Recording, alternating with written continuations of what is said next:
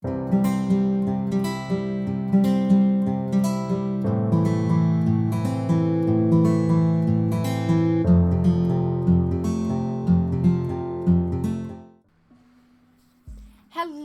everybody, welcome back to the next part of this massive colour along. It's taken a while, I know, but we are getting there. I'm hoping this will be the last part, but we will see how we go.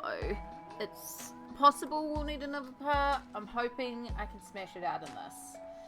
But yeah, so far we've managed to essentially complete the top half. We've got a few bits left on the house to go.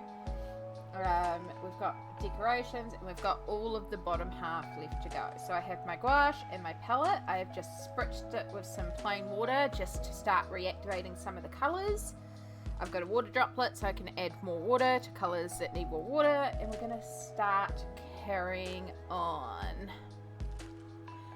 So next in the house would actually be the baubles, but I'm kind of thinking I want to do all the baubles at once. So this is going to be quite a process, but we have to do them at some point. Alright, let's go for it. Let's get these baubles done. So I'm not going to be too specific about pedantically shading them. Technically speaking, we should have like a light source this side, it should have a highlight. I just want to make sure all of them are smoothly coloured and remove any black lines. That's all we're trying to do here. This would actually be a really good section if you have Poscas in all the colours. In fact, I do have Poscas in all the colours. Should we Posca it? I mean, I've just done the purple, but also I can go over the purple. That would be a lot easier. Oh, changing our mind on the fly. Where are my Poscas?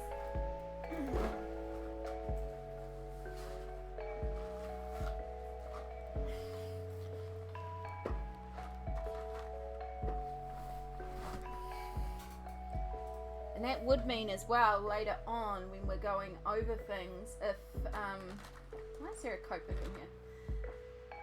If we like accidentally go over one of the baubles, we can go back over it. Alright, so we need red. We need a yellow.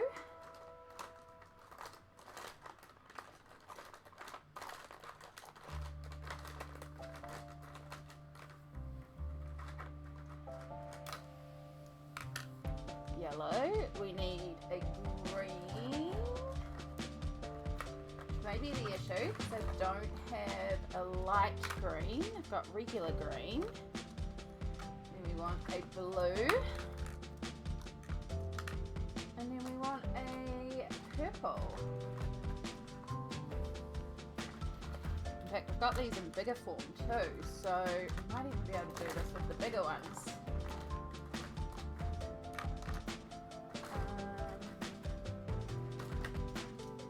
Look, I've got that in the purple too. Okay, so ignore what I just said in the intro.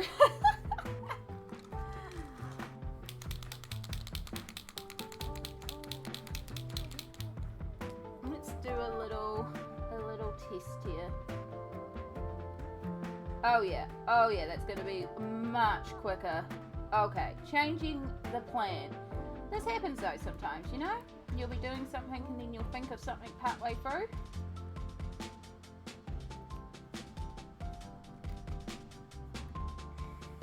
Now, it doesn't have to be Posca, it of course can be any paint pen that you like. You can, of course, actually paint it as I was going to. That will give you control over little areas like this where you've got strings or anything like that. This is also way easier for me in my hands. So this is what we're going to do. And this also means that later on I can guarantee the same colours for all our strands because we'll use our Poscas across all our strands. It looks like we can also get away with the 3MR Poscas, which is great because then it saves my really light light ones.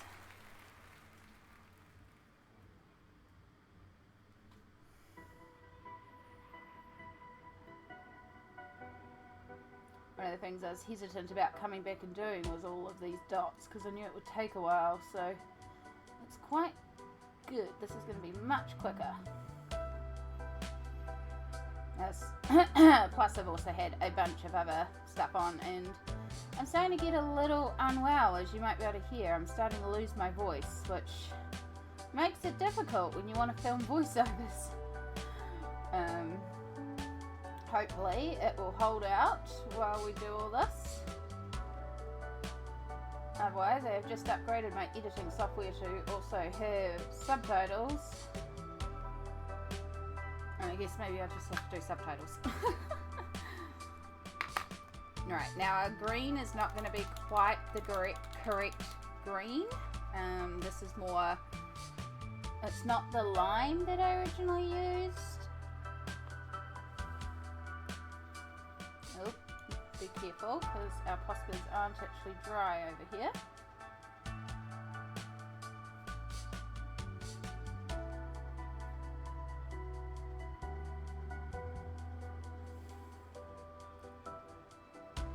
So I hope you're all doing well in this chaos season that is upon us. My family's pretty chill with what we do for the holidays, so I don't have a lot of the chaos that I know a lot of people do. Just more the chaos around me and me trying to get all the Christmas colouring done that I want to get done. It definitely builds up. I haven't quite managed to do every page I was hoping to do this season, but I have done a lot of Christmas colouring. Because I feel like it's the only time of year I can do a lot of Christmas pages, with the exception of July, if I do like a midwinter Christmas page. But even then, I don't feel like I can do a lot of pages in July, so... And I've got so many Christmas books and stuff, it's like, well, I want to get a bunch done, because this is my time to do it. So it's been push, push, push, which isn't great for me, physically, so...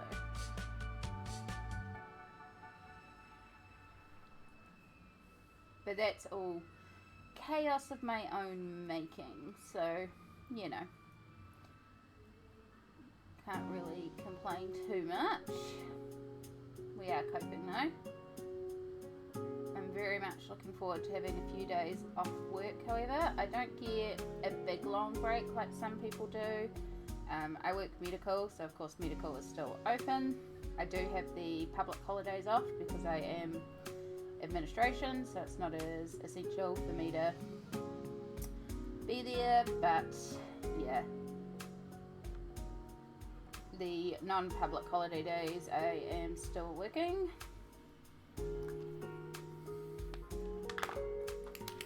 But it's all good, it's got to be done.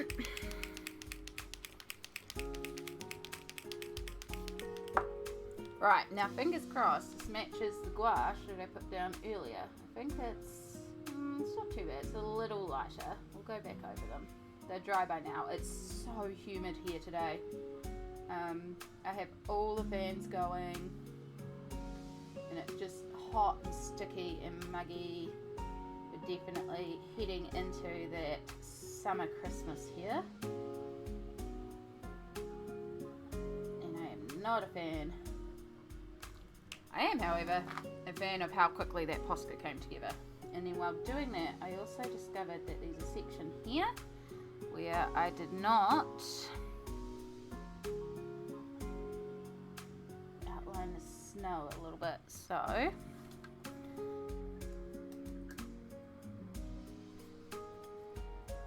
going to pick up that grey that we were using on the house. Shade under our snow here, cover those lines.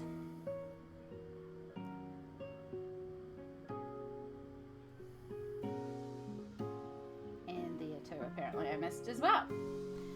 Perfect. Alright, so that was definitely much quicker than what I was thinking, than the gouache. but it's also going to help me keep consistent with all the sizes as we go through. So I think that will be quite the effective technique. Right, so now we have our little star decorations. So we've still got to do a yellow highlight because of course there is a brighter side coming in.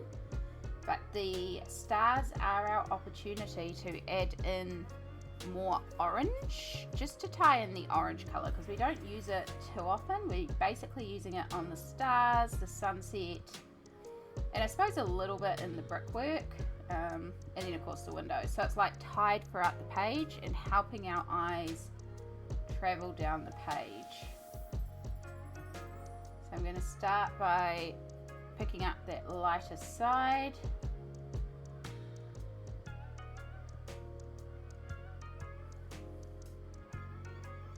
Making sure we cover those lines. We've got our stars standing out nice and bright.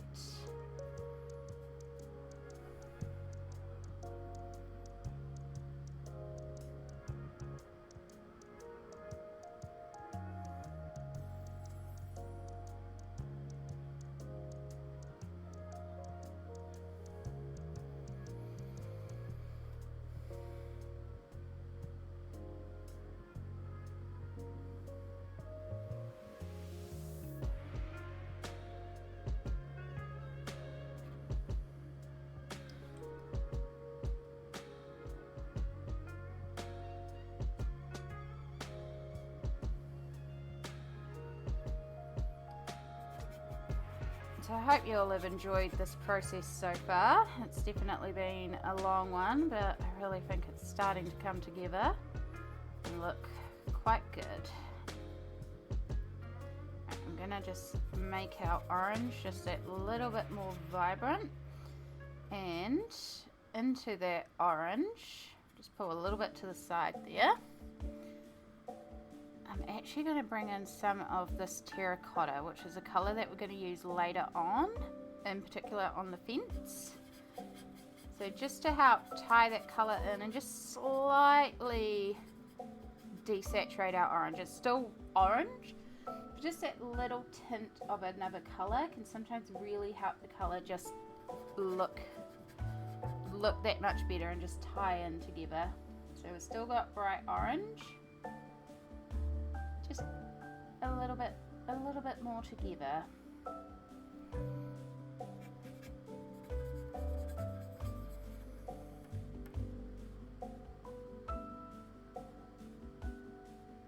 So hopefully the mic isn't picking it up, but I do have fans going everywhere in the house at the moment. Just trying to get any airflow in my apartment because I unfortunately don't have air conditioning. I normally don't have to do this until like the middle of January. So the fact that I'm starting it like in December, the articles that I was reading and stuff were saying we were going to have a hot summer here, but I think we're going to have a hot summer, which I don't do good with the cold with my bones, but I also am not a fan of the heat. I don't mind a dry heat, it's the humidity that gets me. It's just so exhausting.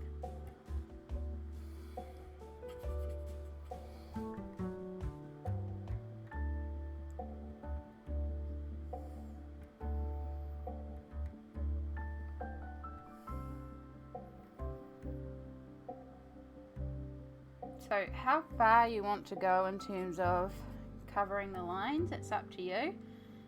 I've definitely gone a bit further than I need to. Like, we could have left those sides, the stars with the lines on it. There's nothing wrong with that. But I really like the lineless look, which does mean covering all the lines.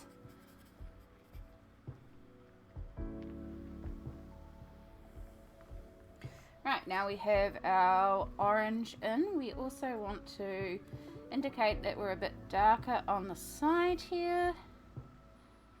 So we're going to pull out some of our warm red.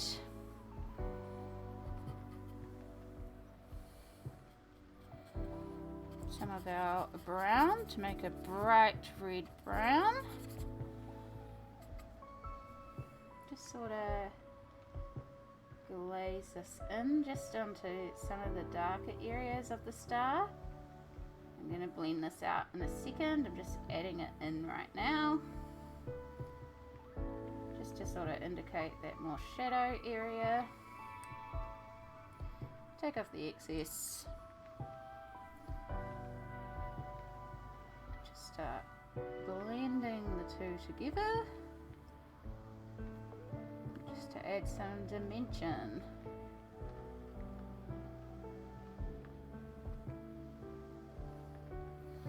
And if you're still worried about the stars not popping enough for you, you can also shade behind it to make the stars pop out even more, because sometimes some of the details can get lost. So, ooh, see, this is why we keep some white separate, because we've just had contamination, but our main white is still fine.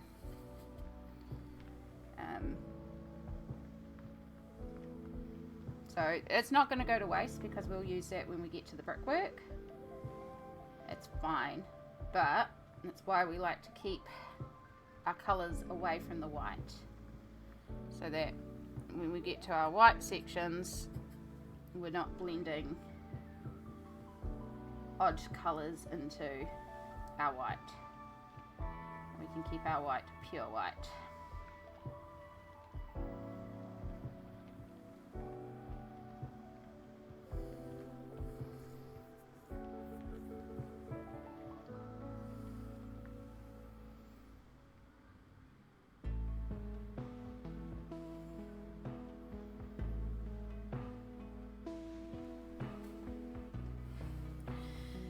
Okay.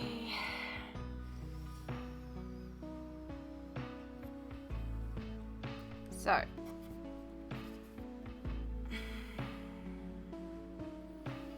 probably should have done all those tree stars while we're at it too. Instead, let's do this Christmas tree at the door.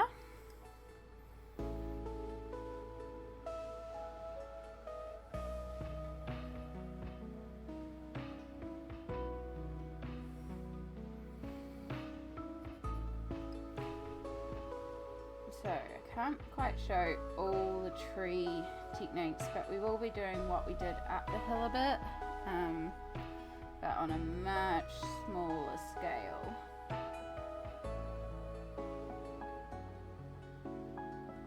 We probably won't see any detail, it's just kind of going to look like blobs.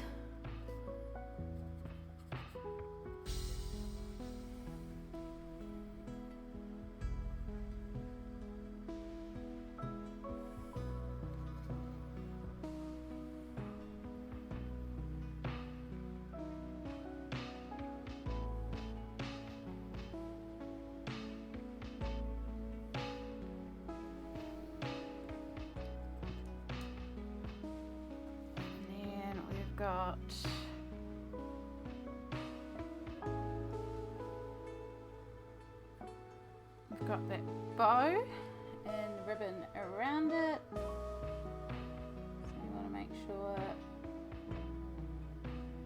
we've got that nice and smooth,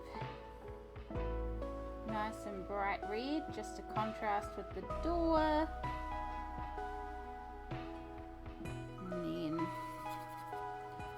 Pick up some of this accidental overspill here and use it as a light tone. Pick up and highlight some of these edges.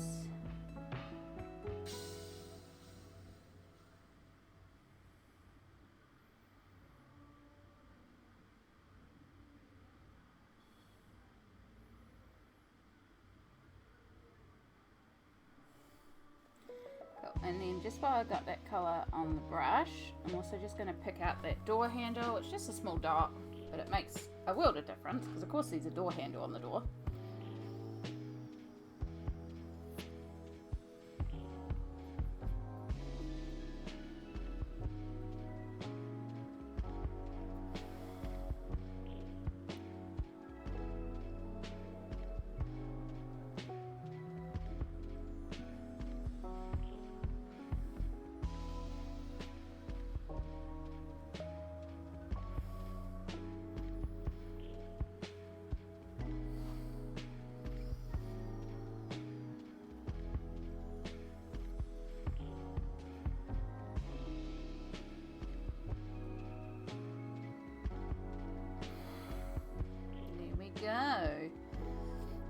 finishes off our door.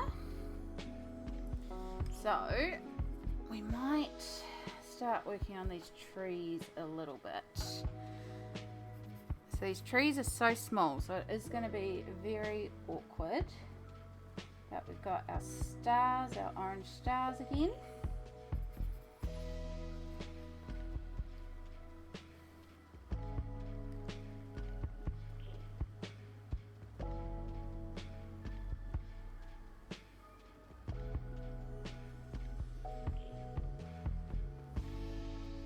Now you might have noticed before I didn't actually colour over the string. That is definitely one area I am leaving dark, because I don't mind if there's a little bit of a dark string for the lights, because that kind of makes sense to me, you know?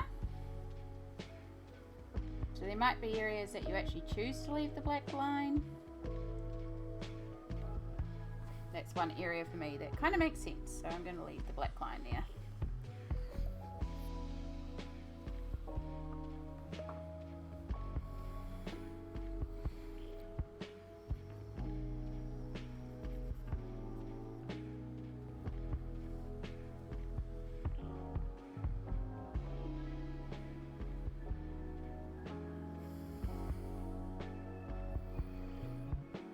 And then I may also go into the stars with some gold just to add some decoration to the stars. Like, it could be quite fun to do that. Oop, there's a little extra fibre on the brush. There we go. There we go, now it's working cleaner. We'll probably have to go over these stars anyway after we do the background. Now that I'm thinking about it, because I usually try to work back to front, which actually means we should be doing the leaves first. Whoops! Oh well. Let's go over to our tree colours. See if we can start creating some tree texture. So these are more like shaped bushes, shaped trees. So it won't be so like before we were doing lots of lines to indicate the shading. We don't need to do that so much here. More like little mottled dabs will give the illusion of the different tones and textures of the bush, because it's a tightly compressed tree. So here you can kind of just dab on different colours to give the illusion. Actually, I'm working on the wrong one to show you this. We should work on this side so you can see all the different colourways. So I've got some mint. Just going to dot this down, working carefully around our carefully planned out coloured lights. And I'm going to pull out some yellow, and I'm actually going to bring this over this side so that if it gets a little green contamination, it's alright.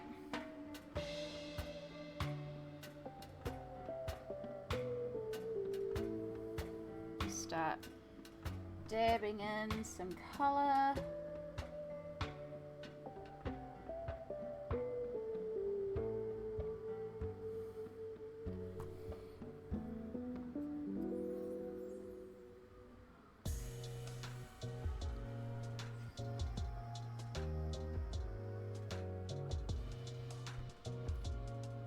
Start to bring in some shadows and highlights, mostly shadows.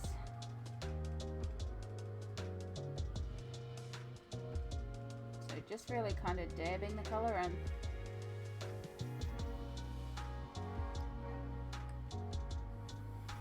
Now, when we get round to this side, we want to make sure that we get a little bit of that blue reflect from the plants. So I'm going to pick up some of our baby blue with a clean brush. Dab in a little bit of baby blue.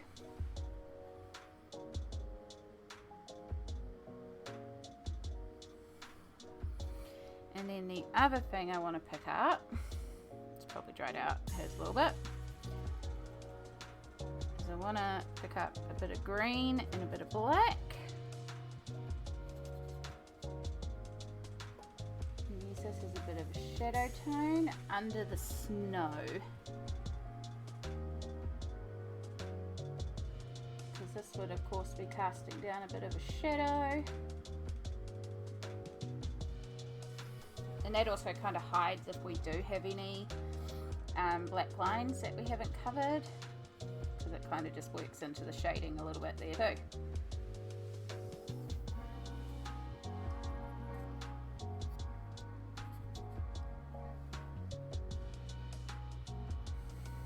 Cool. So I'm really going to focus on cleaning up around the stars and making sure the stars look good.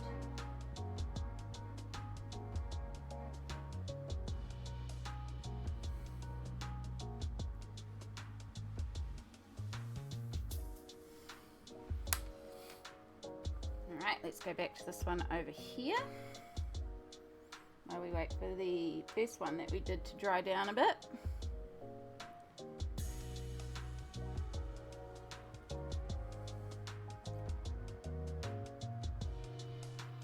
So I'm going to use this black that we created to also help define, and that'll help blend in the edge of this reef that is here,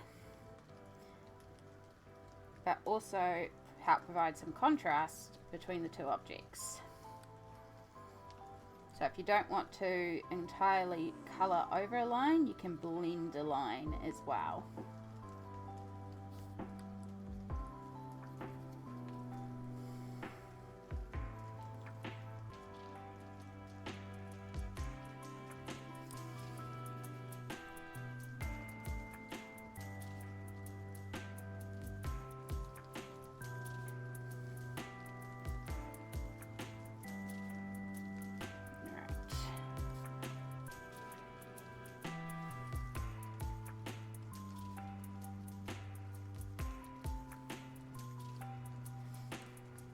It's very fiddly around here, I will admit.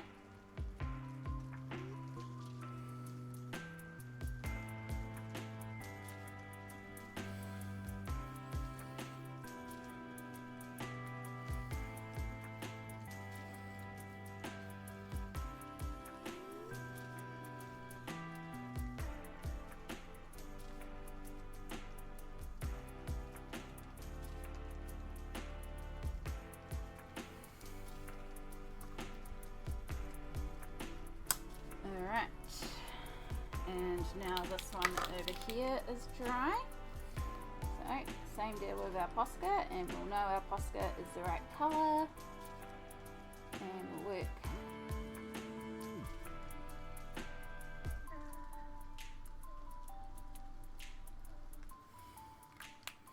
And because it's the Posca and it's opaque, it's sort of covering over any paint splatters, any of those black lines, and allowing us to make more of a circle even if the lines aren't a circle.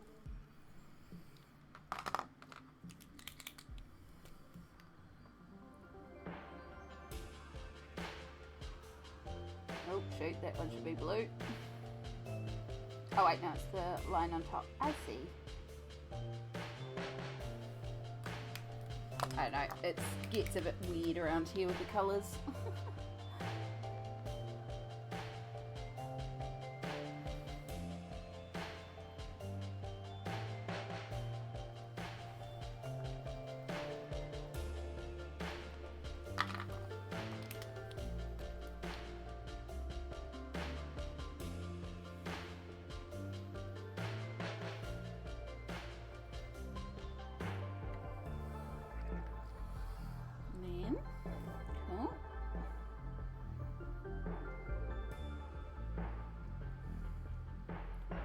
Yellow, green, blue.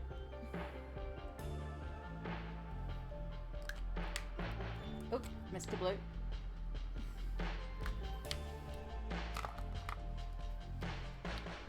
So yeah, if we're being pedantic here, we'd have shading, we'd have highlights. When you start getting this small, it starts getting very cumbersome, and I genuinely don't always have the spoons for all that, so this is where I look for things I can simplify. Definitely this is a lot easier than trying to hand paint all of these. Now if you are wanting to at least try and have a little bit of shading, so for example here where the balls are going into that area we pre-shaded, you can actually go over with that watered down black and just add like a little bit of a shadow across there if you want to get that pedantic. I'm going to leave the balls as really bright because I think it kind of actually looks cool. I like the stand out nature of it.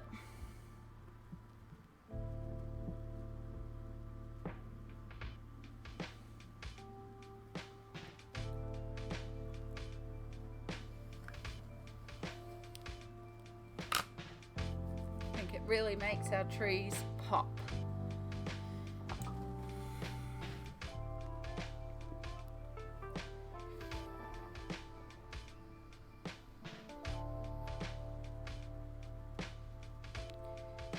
Okay,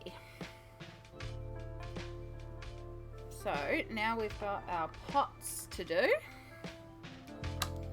Move those Poscas back out of the way. And we could technically move on to the candy canes, but I'm going to start with the pots.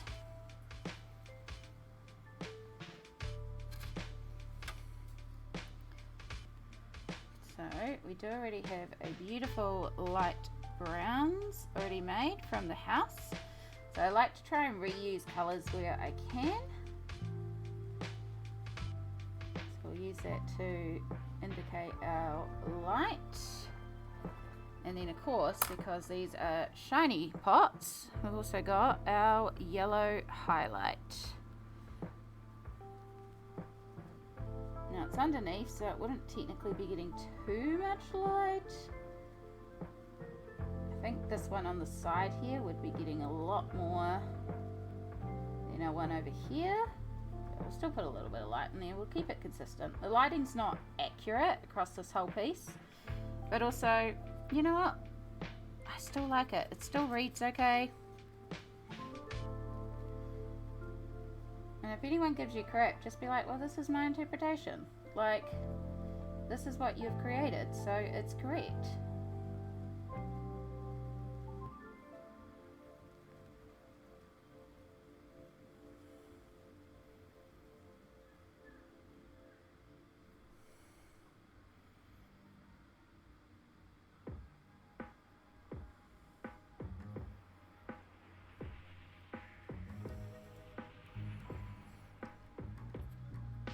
Bring that yellow back in. Kind of brushed it out then. A little bit at the bottom here.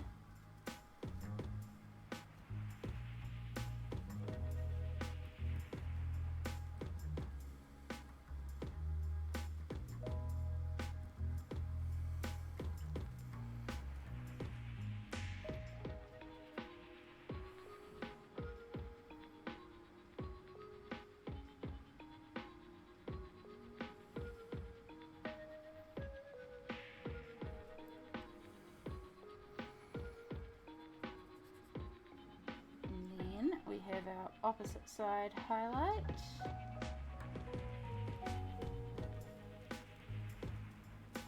So I'm using the cool brown.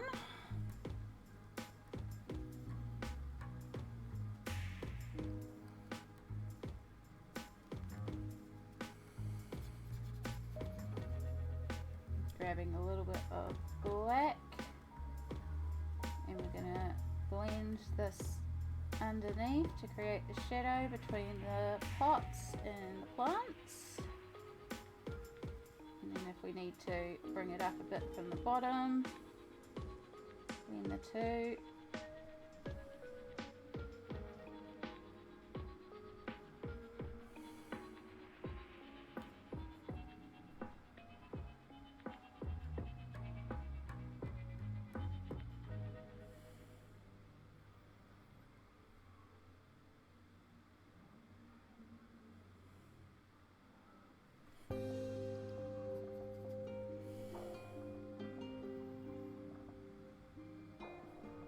So I'm struggling a little bit tonight because the paint is drying so quickly, and then I use a bit of water to reactivate it, but it's too much water and it's blending it out too much.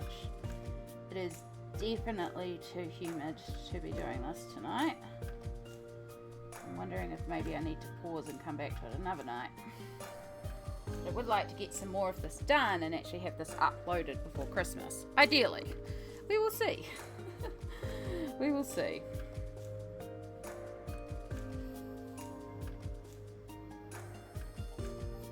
Right, so I've just pulled out that same grey that we used on the house for the stonework. I'm just doing the stone there. Now I'm going to pull out a bit of the black and again darken under the snow. Just covering our little front porch step there.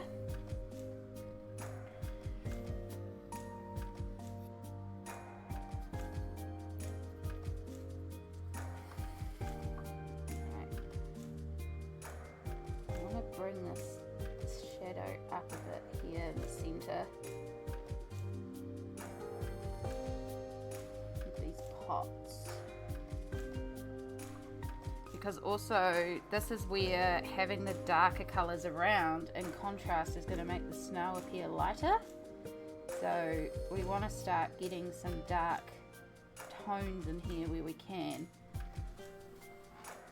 So like having these pots darker, you know, anywhere that we can darken to make the snow appear lighter in contrast, it's only going to help us.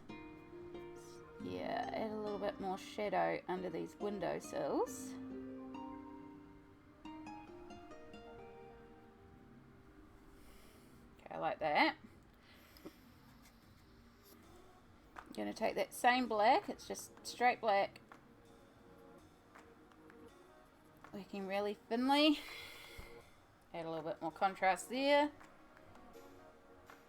Might even do that all the way along the bottom, but definitely it's helping with the pots. So I've said it before, this is the kind of page that you can just keep picking at and picking at. You just have to know when you consider the element done and move on, or step away from it for a while and then come back to it later on. There was also a pattern on this pot that we can add back in if we want to. I'll decide that at the end.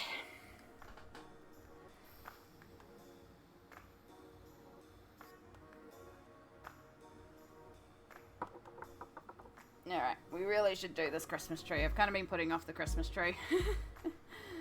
But we have to do it at some point. Alright, back to our green. So we are going to start with the green of the tree. We have to keep in mind we've got the snow, which I haven't done yet. We've got the stars, we've got the bulbils, and we also need to create the tree texture. So there's a bit of work in the trees here.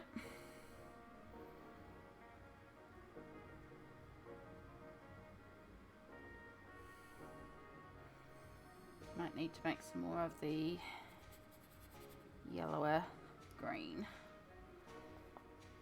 Before we do any of that, we should start off with our yellow. Surprise, surprise. Start off with the highlight.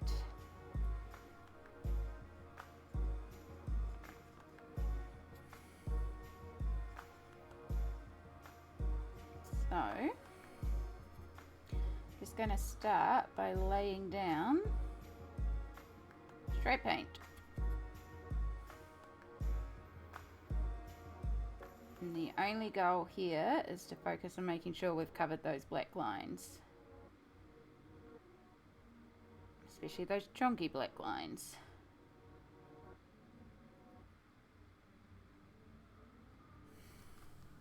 While working carefully around our objects.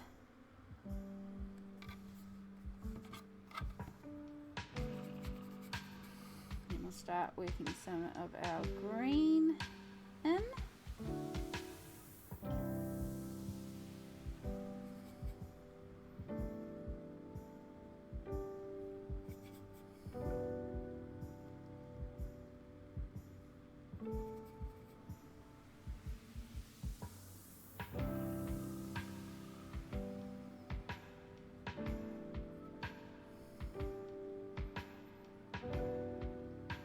a bit dark, but that's okay. Really just focusing on getting those lines in.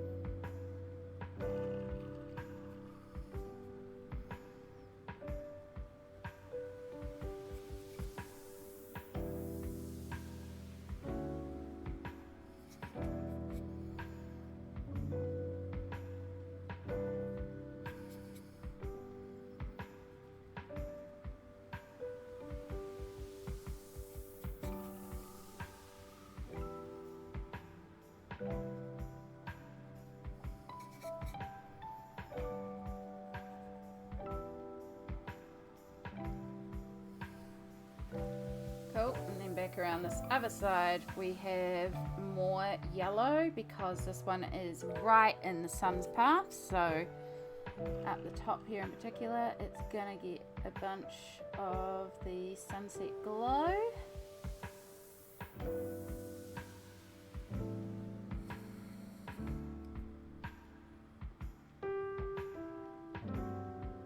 And then as we move down, not so much the sunset glow, but merging into orange glow of the window.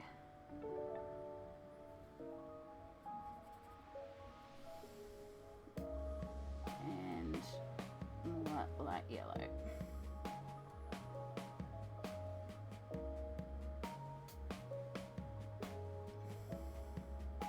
So yeah, I did change there and do more light yellow rather than the orange of the window, just because it's going to get lost against the window itself. So we will use that more lighter tone to do what we need to do.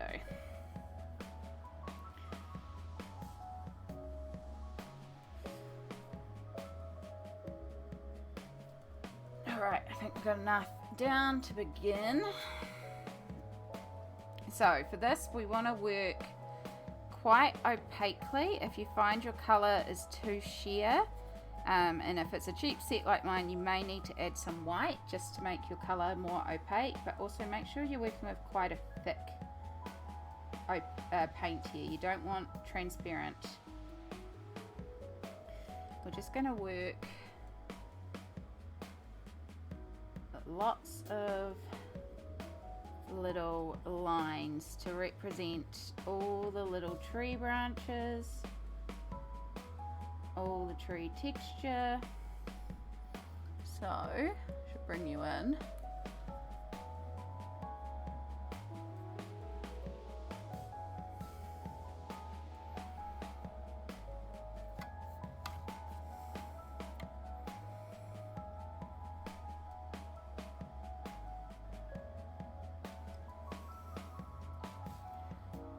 Wash off that excess green so we don't contaminate our yellow.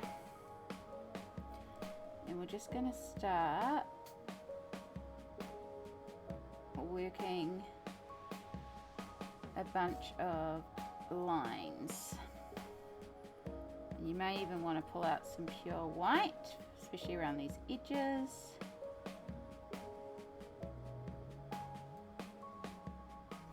And then as we move in, so this is where it's quite handy to have the colours closer to each other. Start working some darker colours in here as well. And that sort of streaky texture will give the illusion of a bunch of pine needles.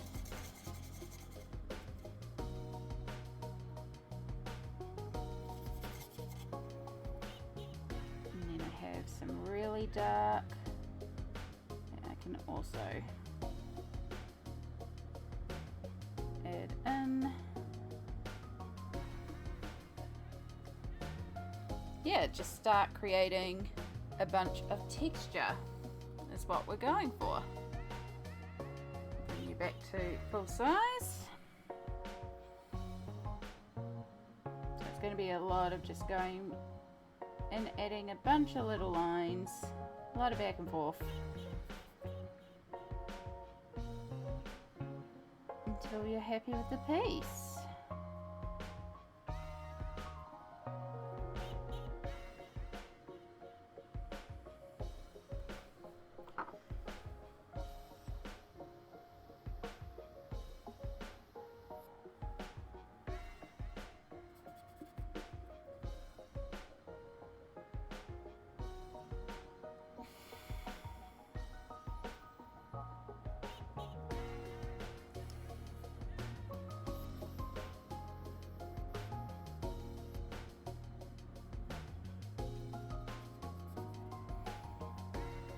you find your colours are also starting to just merge together, give the gouache that you've put down a chance to dry, move on to another section and come back to it.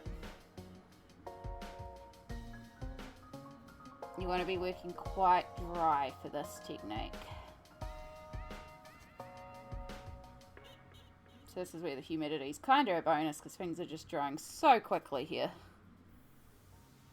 I genuinely think I might need to stop and get some water though because your girl's overheating.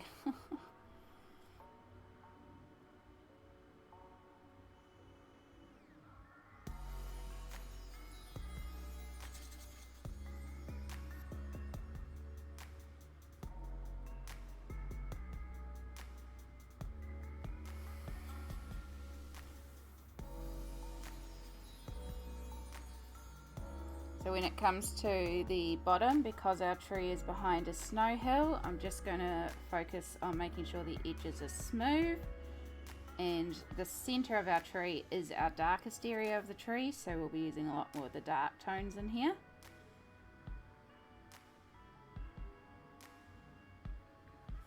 And remember, if you go over the baubles a little bit, or any of the decorations, we're going back over them. You can work carefully over the color. It can reactivate sometimes though, so careful if you can. That's not the end of the world if you do. Right, just add a little bit more water to everything, which probably is going to make everything too watered down now.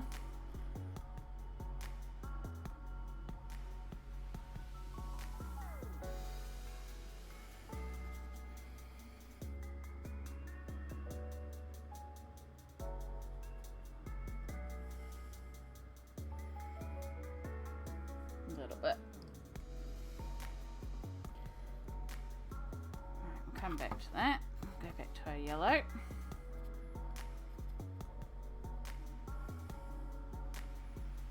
actually need to work more green at the start there because it's way too bright.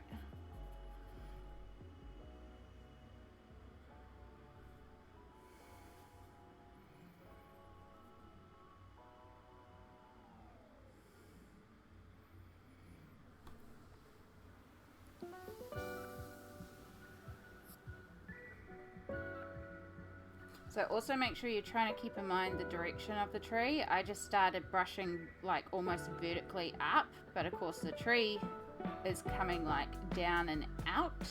So do keep that in mind. Don't make that mistake. Because now I have to go back over sections with the green again. But at least we can.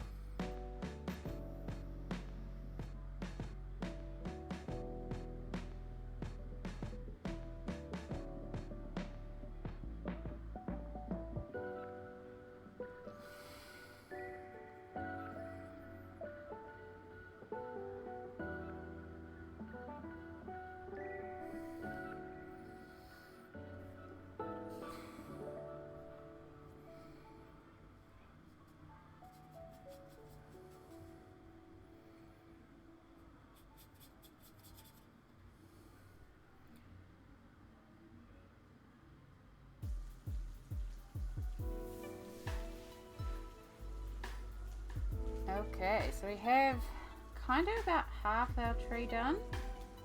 So hopefully you can see the difference between the completed tree and the incomplete tree. And how we've got that sort of texture and dimension, and it's starting to look more like a fluffy tree.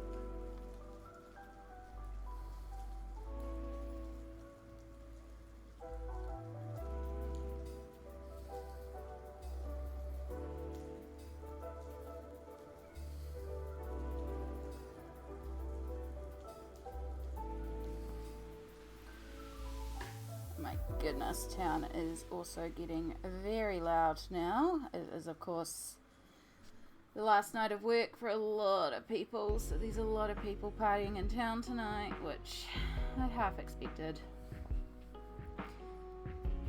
I do live right in the centre of town, so it can get very noisy. It's also why I do play the DMCA free music while I record these videos, because it also helps block out a bit of the town noise, especially at the moment with me having to have all the windows open because far too hot. But also it makes it a lot more enjoyable for me. It's not so much empty space. Hopefully you'll like it too. It's actually the exact same playlist I play while streaming as well. Very handy playlist. And it's very good chill music. Just helps me sort of get into that sort of peaceful, relaxing zone while I colour. Sometimes if I'm recording and I don't need to worry about the sound, like if I'm not needing to capture me, I'll listen to audiobooks, or I'll have a movie playing, or just some sort of noise, or just music going. Usually an audiobook. I do like audiobooks. But yeah, what do you all listen to while you, do you listen to stuff while you colour? Do you have music, audiobooks, TV series? I've been listening to, I can't even remember the title of the book I've been listening to at the moment. It's a fantasy series. I think it's called the Broken Sword Trilogy. I could be very wrong because I feel like that's actually a video game. Yeah, I mean, obviously I'm super enjoying it that I can't remember the title. It's okay. I feel like it's got a romance storyline in it and it feels very forced and unnatural. I don't believe the romance, which does throw me out a little bit, which is a shame because the actual lore that has been created for this universe is really fascinating. It's based in Indian mythology, and I haven't read a lot of books around Indian and Persian mythology. That's where it's taking some of its roots from, so it's really fascinating to see those sort of tied in to this book. So I do really enjoy the mythology aspect, but because I just don't believe the romance of the characters, it's hard to really get engrossed into this book. I'm very close to finishing it, so I really just need to buckle down and finish playing it. I think I have an hour left in the first book, and then decide if I want to listen to the second one, which I also have on loan. best thing I discovered was when my local library does audiobooks for a lending service. So I don't even have to go into the library to hire out books, and I can just get all these audiobooks through them. They don't have the best selection, but they are free, so, you know, I'll take free.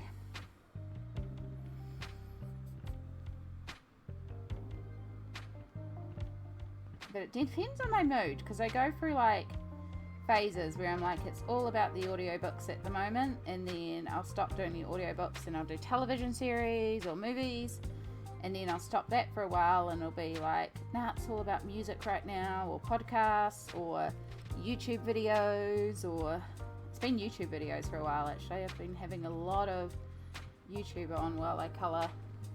It's been nice because it's almost like colouring along with people. Twitch streams is another big one that I have on too. I love doing artwork while other people are doing artwork. It's that sort of co-working mentality, or buddy system.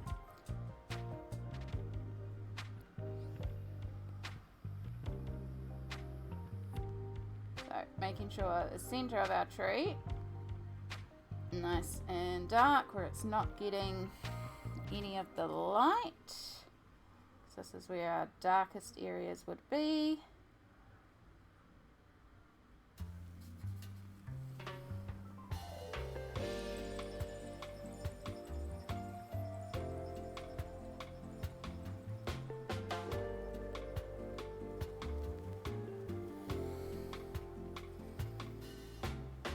Yeah, you can really start to see some of that sort of tree texture coming out now.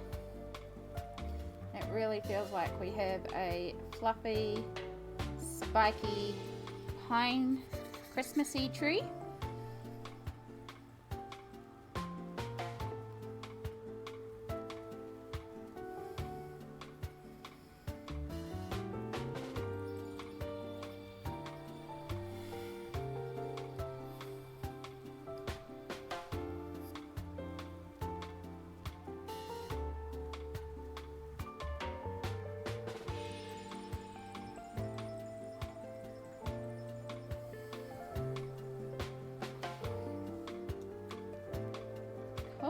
Pretty happy with that, so I'm just going to give that a moment to dry before we move on to any other sections on the tree, which again with the heat it's really not going to take long. While that's going, we're going to colour the centre of our street lamp, and again we're going to echo that pale orange that we've used inside the house. Street lamp in here.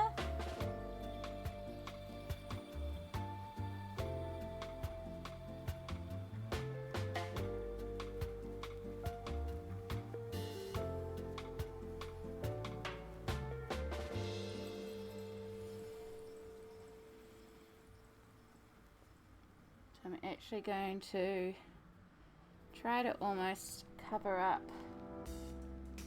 the lines that are there for the grating.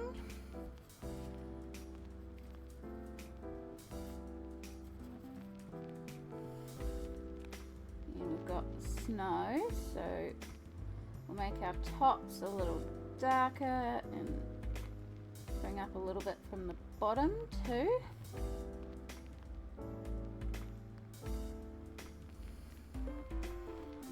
Try and keep our lightest section in the middle where the actual light bulb or candle would be. Let's pick up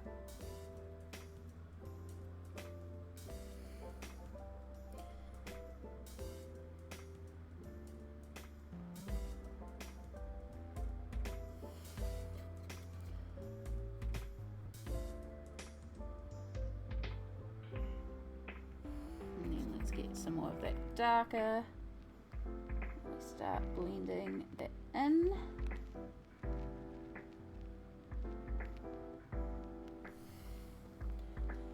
Perfect. And when we paint that sign itself,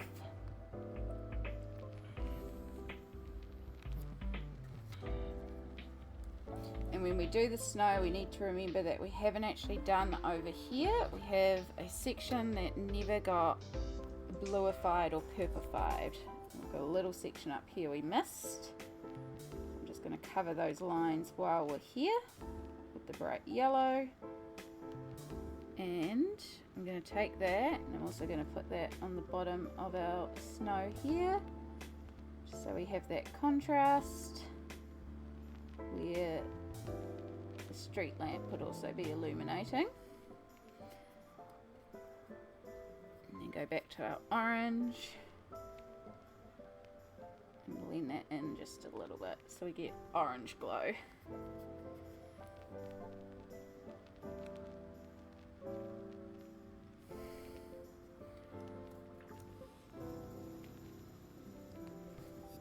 Right,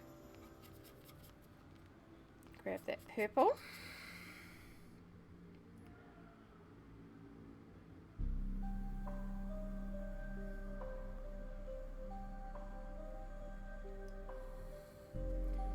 And we need a little bit of that blue.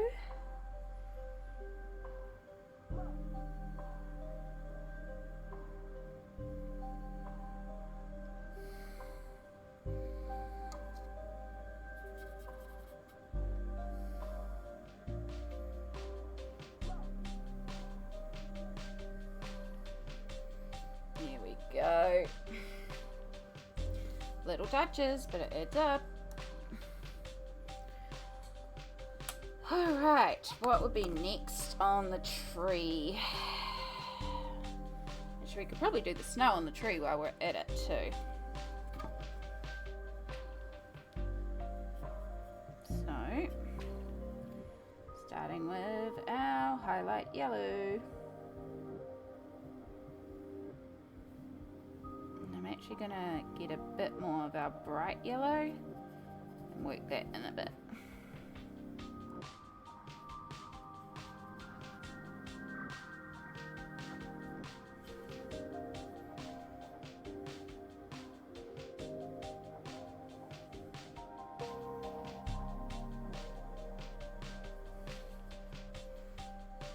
Making sure we get all our yellow edges, and remember we've got two sides of highlight on the tree.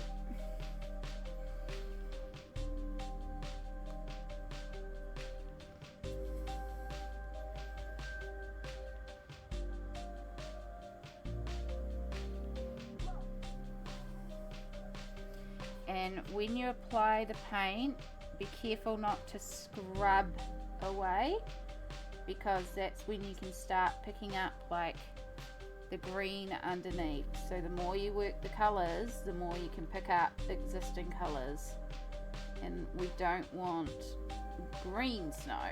So really just dabbing this color on top, making sure we cover up all those lines. Nice solid opaque color. Okay, cool. Alright, let's go back to our purple.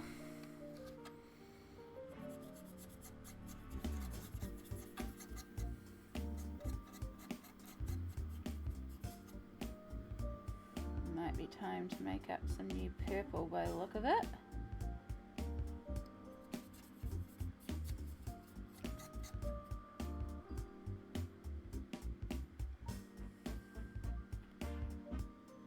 So in some of these areas we've got like dark leaves coming right up, so we don't need to worry about covering the lines because it legit just looks like part of the tree. It's anywhere where either we've got the green overspill from the tree or we've very clearly got the original black lines that we need to cover up. That's what we're focusing on.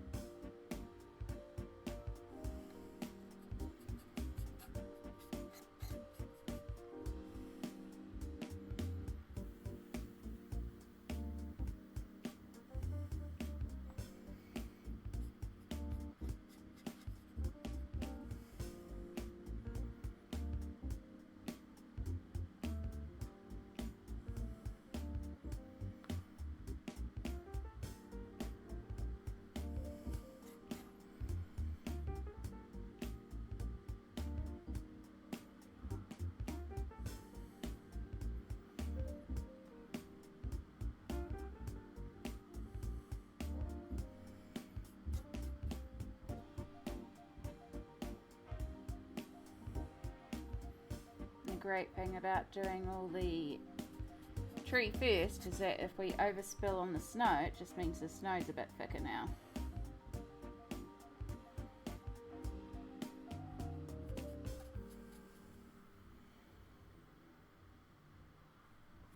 We needed the tiniest dot of water to help. Yeah, it's definitely time to make some more pale purple. I think we've officially used up all the pale purple, but I think we've got all the lines down and covered.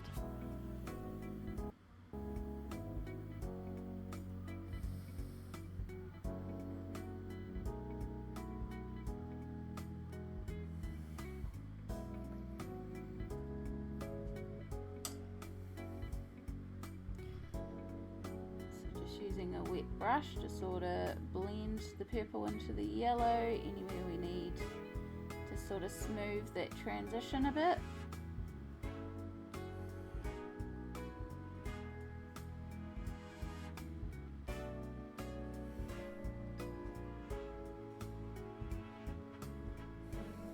Cool. And now blue, which we may also need to make some more pale blue.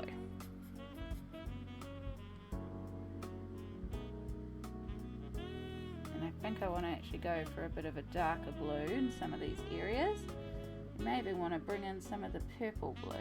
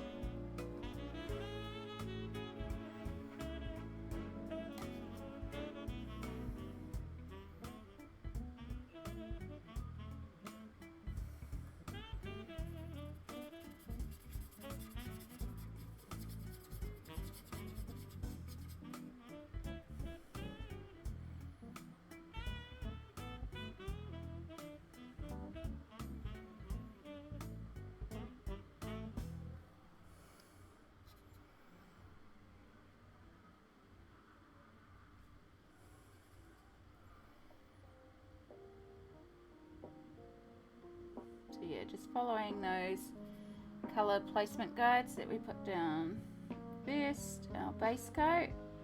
It's making things a lot easier in terms of figuring out our colours.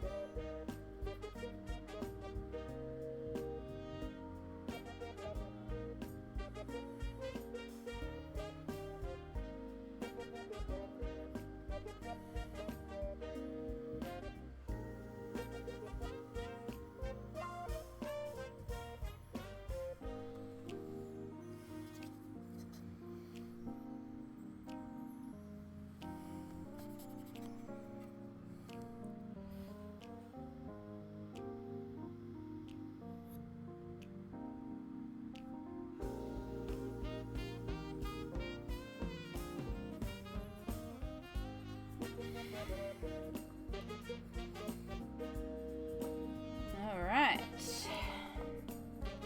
so the stars are actually on top of the ornaments, so I think we're going to do the bauble ornaments again.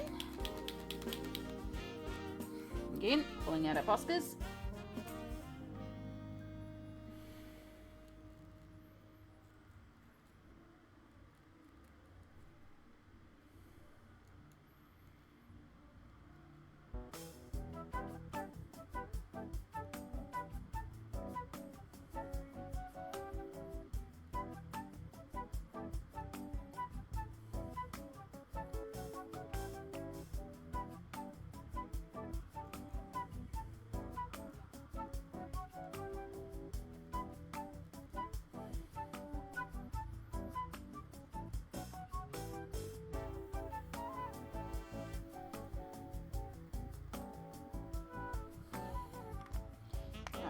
got all the red.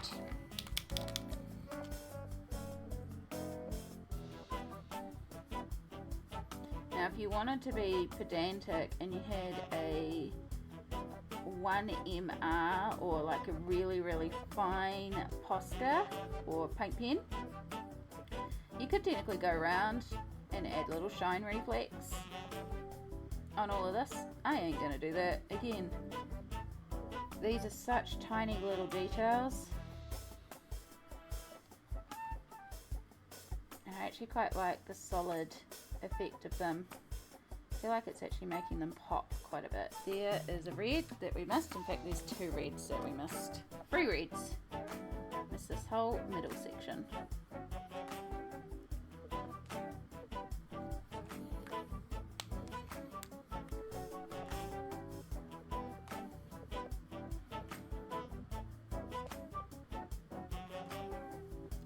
Yeah. Cool. I think there's another red I missed, and I'm guessing I missed the yellow next to it too. The yellow's kind of hard to tell, it's a little translucent.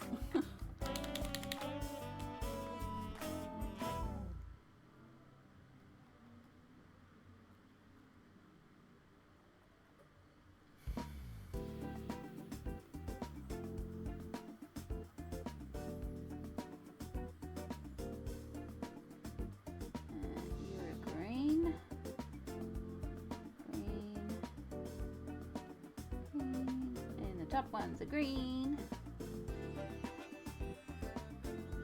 Yeah, I think I need to find like a lime Posca. I'm sure they do like a bright, because I've got the pastel set, but it's more like an aqua green. I need more like an apple green, which I'm pretty sure they do in the 1Ms.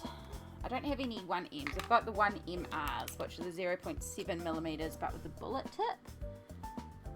But I should see if I can get some 1Ms. And then, because I think there's a few more colours available. I've also been looking into getting the Thule paint pens. Discovered that the Thule paint pens are available from Amazon Australia. They're just out of stock almost continuously. Which doesn't surprise me, because with that colour range they look quite good. So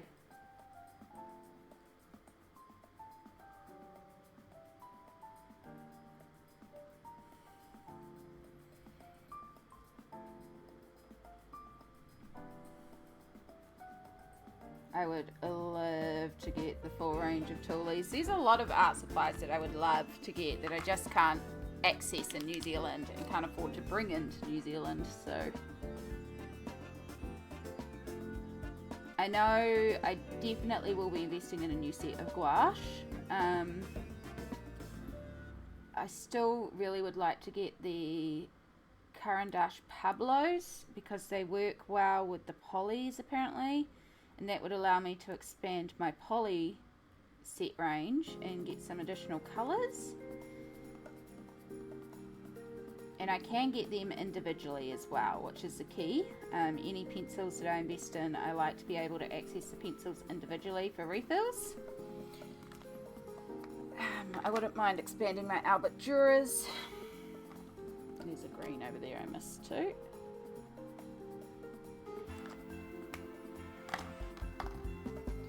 And then, yeah, a few more paint pens, a few more bits and pieces. But it's been just over an hour, so I'm going to take a break, do a bit of a stretch, grab some water, and then come back and focus on the stars. Have we been out of focus this whole time? Oh no, we're not too bad actually. Okay, cool. Alright, so I'm going to take a break, and I'll see you all in a moment. Okay, it's actually the next day. Ended up going to bed. I was very tired, very hot, so ended up lying down and falling asleep. It's still just as hot, but we're back to do a little bit more on this. We're going to see if we can get the stars done before I have to run off somewhere. Again, reactivating all our paint. I'll start reactivating the orange at least.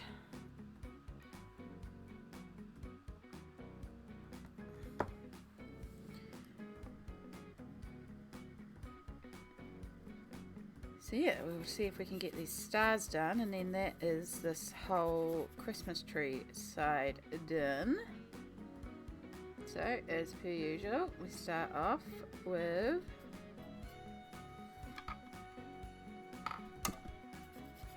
our yellow. See if we can capture these yellow highlights. I'm also just going to brighten my yellow a bit because I think it's become paler as I've added more and more white. It is meant to be a very pale yellow, but it'll also help the contrast having it as a warmer yellow. And I've got too much water, so it's very watery at the moment. We are getting to a point I may need to actually make up a new, like, top off the palette a bit, make some new colours. Everything's starting to get a bit low, which doesn't surprise me, but I've used a lot of it at this stage.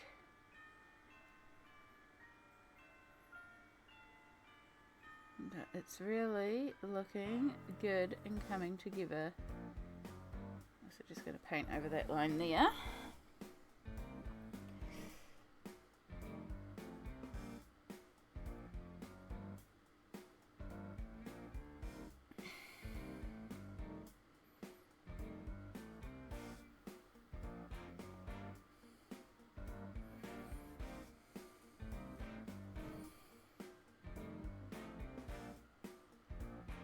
I'm hoping to get this completed before Christmas, but I'm also aware that the day that I'm recording this is the 23rd, and then I've still got to go in and edit it, get it uploaded. If I do it real time, it doesn't mean that I need to worry about editing and speeding up and slowing down, so we might just have to do that. Of course, here in New Zealand, we are a little ahead of most folks in terms of the time zone, so that does help as well. But yeah, tomorrow is Christmas Eve and I have plans, and then it's Christmas Day itself, so in reality this should be finished today if we're going to finish it. Right, so you can see we've got a bit of a problem here with the star on top of the tree, because it is very similar to the colours in the background and we're losing that detail. So I'm going to use some bright yellow, and I'm actually going to start making this bright yellow to make sure that we can see the star.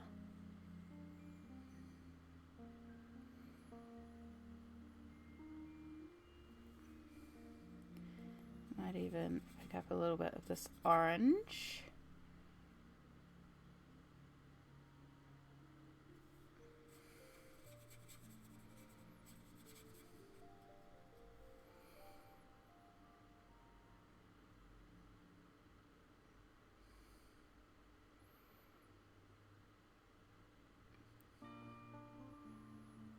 See if we can sort of distinguish it from the background a bit.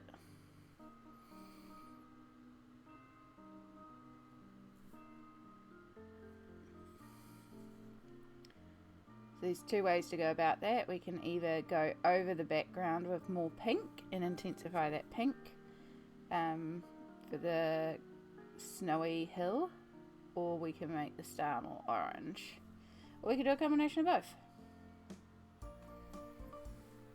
I think the star being more orange works though.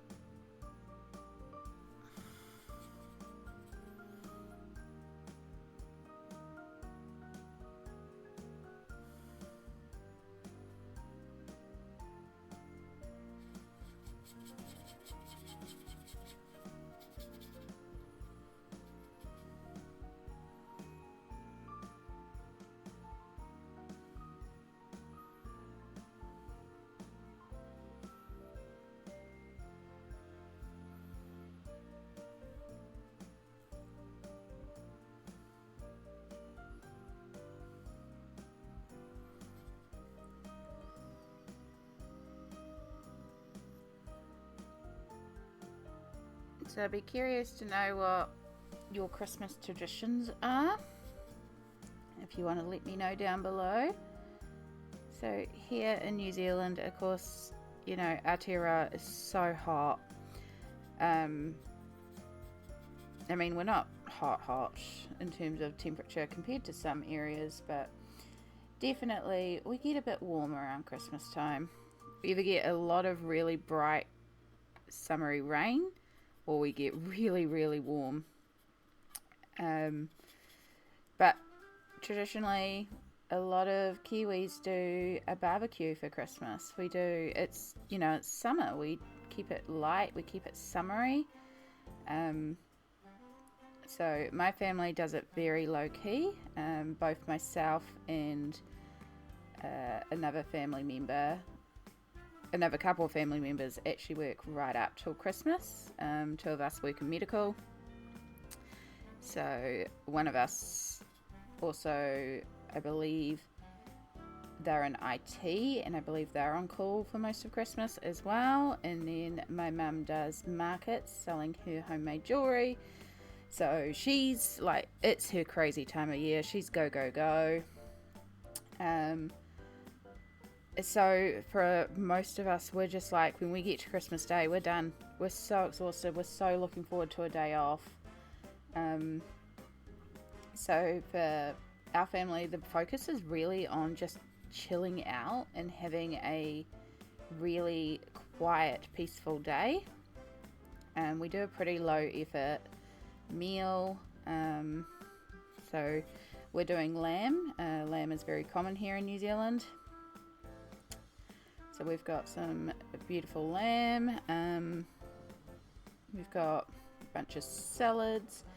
I myself am contributing a couscous salad that I make. I volunteered to do that because it's a dish that doesn't actually involve much cooking. The most I have to do is boil the jug, which may seem like a cop-out, but I'm also aware that Christmas is right on the end of my pain injection cycle. So there's a good possibility that I'm not going to be the most mobile on Christmas. So in preparation for that, I asked to bring a very easy dish for me to prep, even if I'm flared up, and keep myself on the chiller end as well, because of course the more stressed I get, the more flared up I am.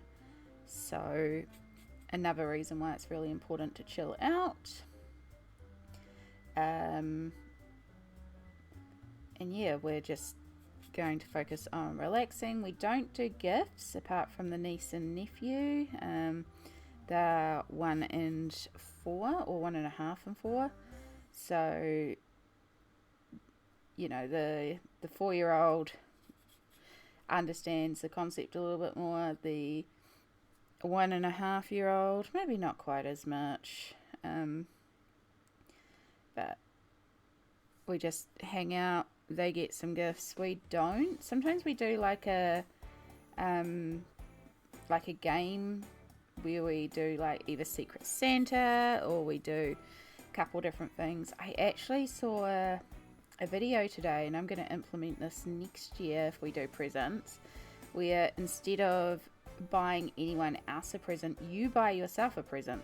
And you wrap it up just like it's a present, and then you open it all together, but you also then explain why you brought yourself this present. So it's like, you don't need to set a budget, because it's whatever you want to spend and you can afford. You still get the joy of opening your present. You get exactly what you want because you purchased it for yourself. And then you still get to learn about everyone else, because it's like you're explaining why you like this present, so you get to maybe find out things about everyone else, about what they were into. And like, maybe you want to just buy some socks because you need socks and they were cool socks, or maybe you want to buy some ridiculous coloring gadget, or you know, I saw it and I was like, that's a really neat idea. So next Christmas, if we decide that we do want to do a gift game, I'm going to be like, what about this suggestion, and see how everyone feels. Because yeah, then you get exactly what you want, you can spend what you want, and then I'll have an excuse to buy something absolutely ridiculous. I do usually buy myself a little something for Christmas. This year, unfortunately, the budget doesn't quite stretch to it, but in the past I have brought myself even just like a box of chocolates or a little something. I have brought myself a lot of colouring books this year, so yeah, I'm not really too worried about not buying myself a gift. I do have to go out and buy some clear files today, some stationery items.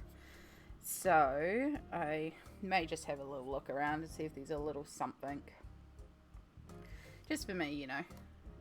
It's fun to sort of wrap something up as well if you want.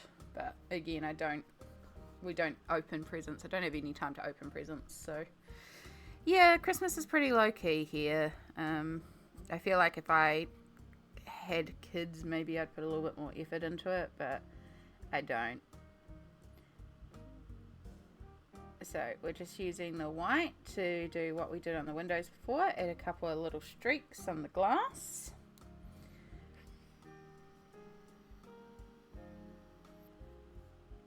I feel like I might have missed some of those leaves down there, but we'll come back to that.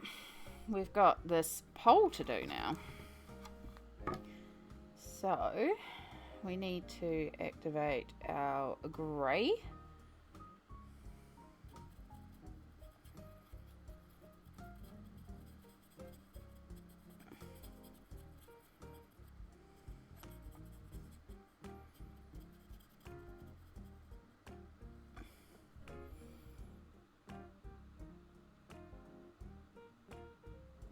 I feel like this light pole lost a lot of its colouring along the way, a lot of its tones. So we're going to focus on re-greyifying it, and then we also need to add in shading and highlights. And for now, I'm just going to focus on making sure it's distinct enough from anything else around it.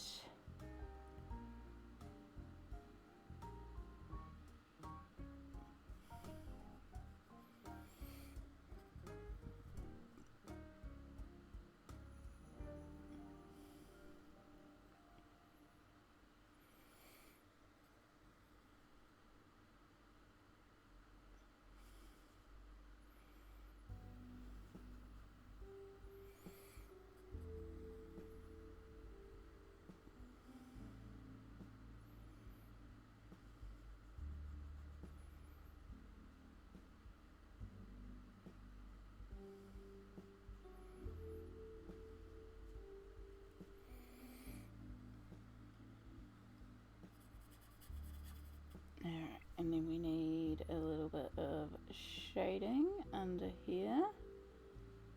While also trying to keep it light for where the light reflex are.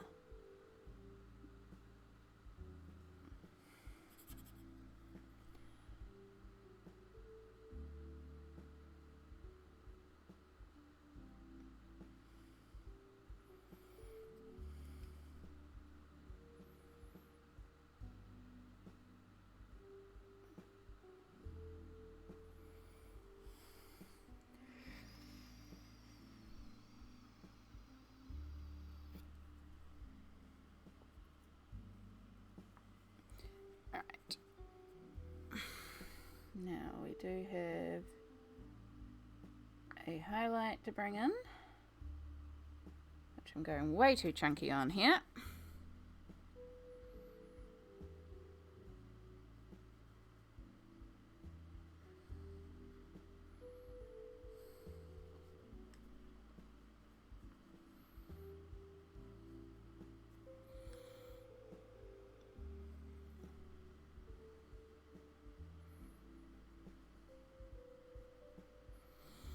And I also want to bring some of that yellow back into the snow here, because we lost some of that.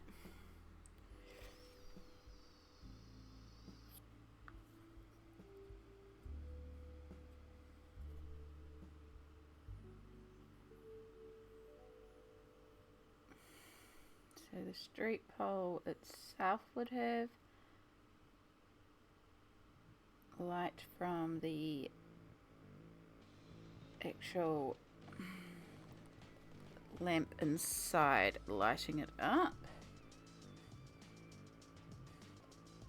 Gotta make sure we also have light indicated, and I need a dark tone. Make sure we've got those clear shadows.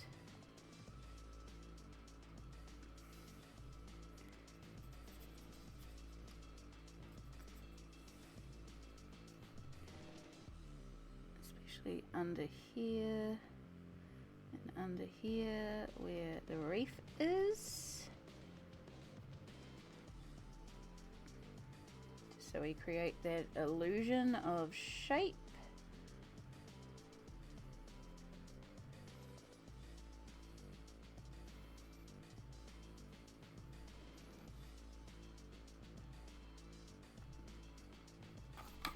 And then we'll do a little bit of blue.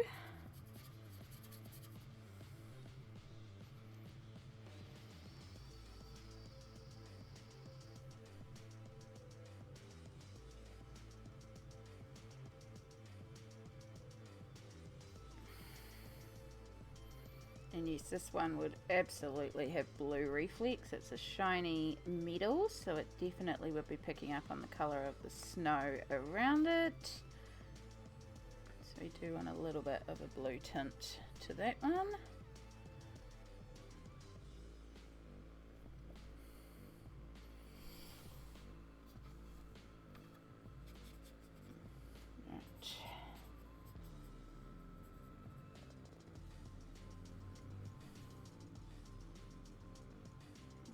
A little bit of orange.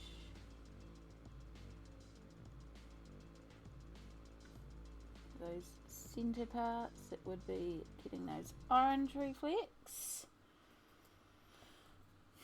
And just need to bump up the yellow. Add our yellow a bit more clear.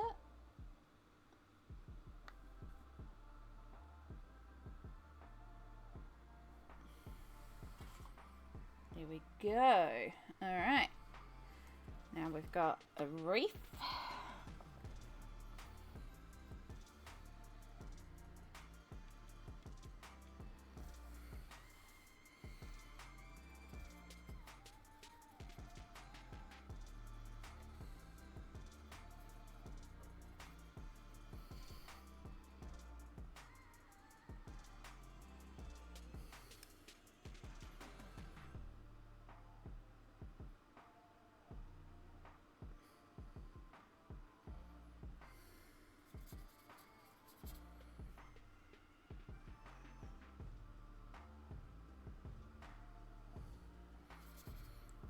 We'll do all the leaves, all the tree texture first.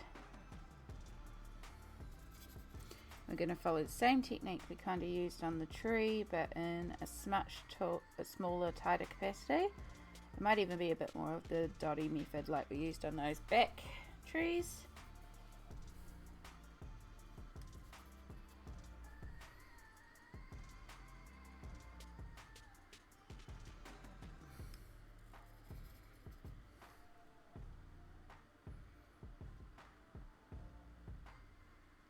Because again, we're dealing with some very small spaces that we need to put a bit of shading into.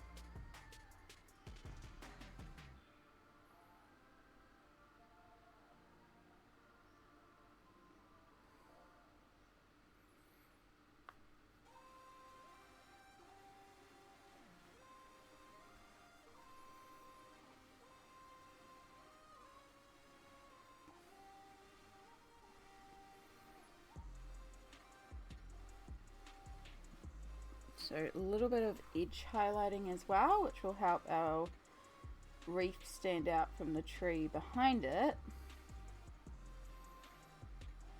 also indicate the fact that it's being backlit, and so the outsides would be lighter compared to the insides.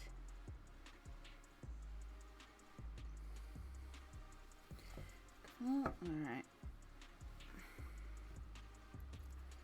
Oh, we're starting to get some orange contamination, so I'm just going to use a paper tissue and just pick up some of this excess orange water and just remove that off the page so that orange doesn't go everywhere.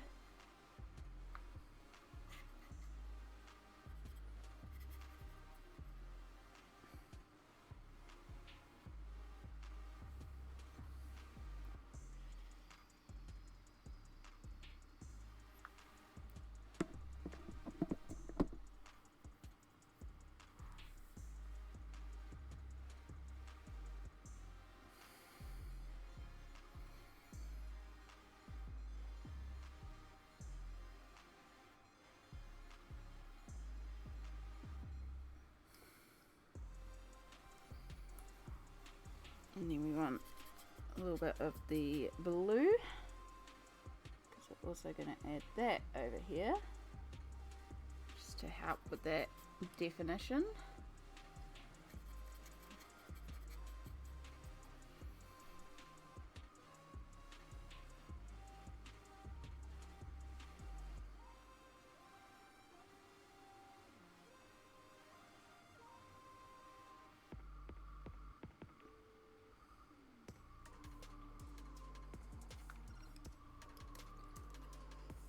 Alright, and let's get this red bow done, and then I have to run out to the next task and then we'll come back.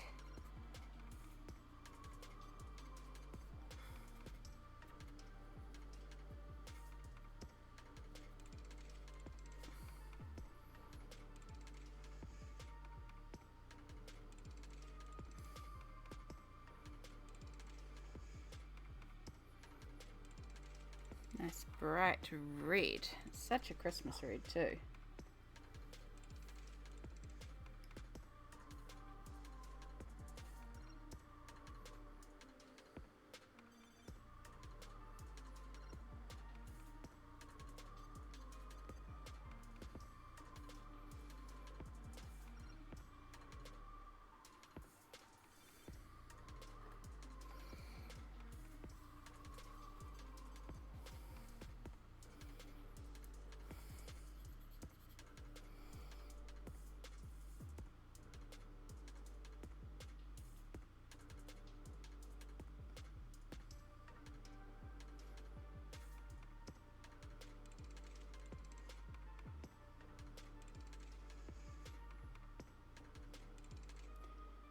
So, same deal as before, using our bright yellow to highlight the edge, and then I'm blending it a bit into the red, which is making more of a orange toned colour.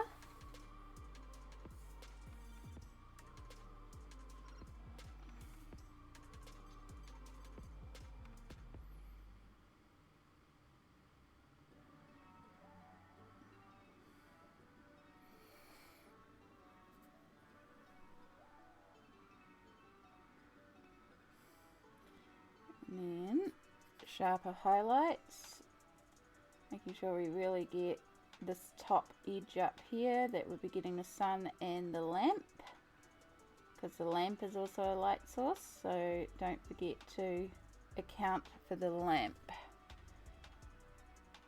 Should be lighting up all these top areas. I'm gonna pull on a darker red with a little bit of brown.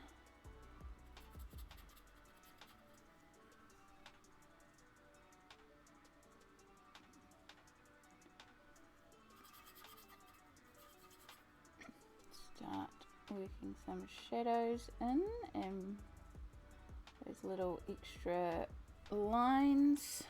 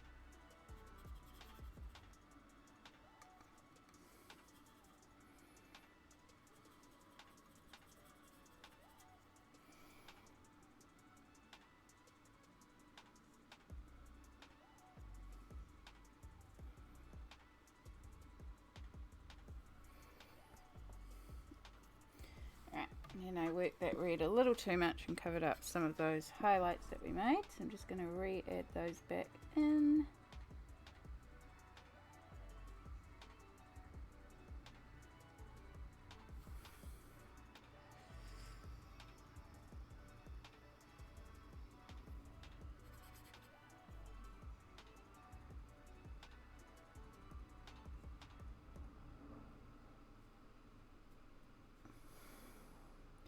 Just using the yellow on the wrong side there. That one.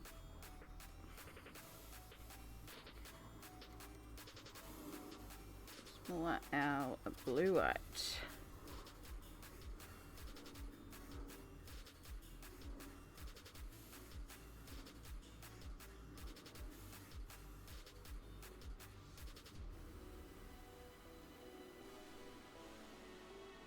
So you can use your finger to also lift the colours a little bit.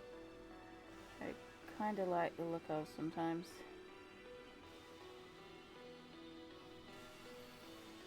There we go. Alright, so we have, I have entirely missed entire sections of ribbon here. Good job, Amy.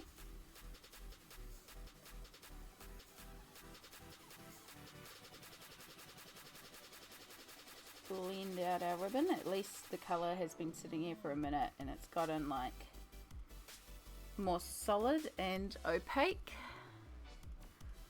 so that helps a little bit.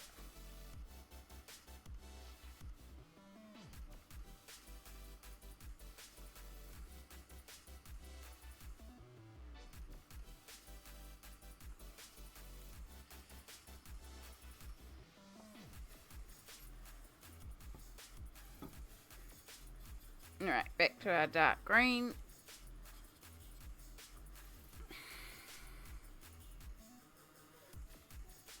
Use this on the centre of the wreath, and also anywhere where we might need to hide some of those darker lines that maybe we haven't quite worked out. Give some shadows from the ribbons, anything to define those. And then, so you can see we're going to start jumping around a lot. As we get to these real fiddly areas with lots of little colours, there is a lot of jumping around. Just going to deepen these shadows.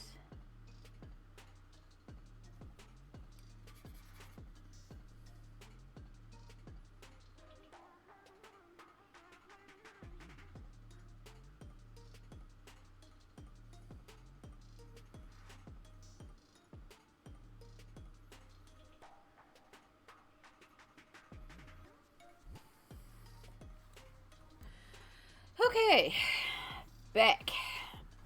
Let's get this section finished off. We are very close to having basically the top half done.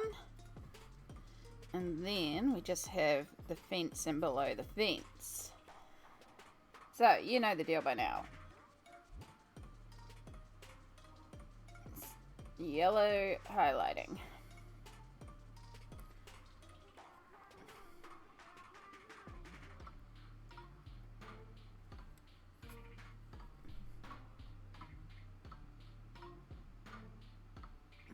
I just had to go and buy last minute Christmas gifts and a couple of clear files for myself so that I can put some printing in the clear files. Trying to keep my stuff a bit more organized. It was absolutely chaos in the mall, as expected. But we survived, and it was lovely because I actually bumped into somebody who was trying to buy colouring books for teenagers, and they were so confused, and so I could give them a lot of pointers and point out a couple of different sets. And then we found one for a 9-year-old boy as well, so that was really lovely to be able to help out and then give them some advice on pencils and stuff like that. I felt very weird interrupting them and going like, hey, I colour on YouTube and live stream and this is kind of my thing. Can I help you out? But also, it's that time of year where everyone's stressed and, you know, it's just very grateful. It's like, you know, tell me to F off, but also you seem very confused and I can help you. So, and also the store we were at, which is like a little bookshop, stationery shop type thing that we have here in New Zealand. It's Whitcoulls, for anyone that's a Kiwi. My Whitcoulls doesn't have the greatest selection of colouring books, but also they split the books up over 3 sections. So there's like a section for adult colouring, there's a section for kids colouring, and then they also have some hidden in the craft kits. And so she was in the kids section, but it was two kid colouring books. And so I took her over to the adults and I showed her a couple. It was like, depending on the attention span of the child, Millie Mariotta may work, or Joanna Basford, but the Joanna books that they had were too flowery. It's like, yeah, I understand that. I'm the same vibes. Millie was the winner, but then I was like, well, there's also the kids activity section, and I think there's some giant posters over there to colour. So we went over there, and they had a day at the zoo and day at the museum poster thing, which were a big hit. And she's like, oh yes, this is exactly the type of thing I had in mind. So that was awesome to be able to help with that, and then get her sorted with some pencils as well. Of course, went for the Faber-Castell classic colours, and then suggested that if they want to get a sharpener from the coin store, and then also if they want to give like gel pens for any sort of like shiny areas and stuff like that, to also pick those up at the coin store, because the coin store ones are not bad. They're about the same as the Whitcoul ones. So yeah, got them all situated, so it was lovely to be able to help out with that. And this store clerk, because I was helping and she could see, she was like, oh thank you, because they were so flat tack. So she like cleared a bunch of areas for me, because the store's also so packed they couldn't maneuver around it. So I just gave her a heads up, like, yeah, we're going to be in these 3 aisles, and she's like, I'll make sure there's a pathway clear to all of them, which was really lovely as well, as she was putting out stock. So yeah, it was good.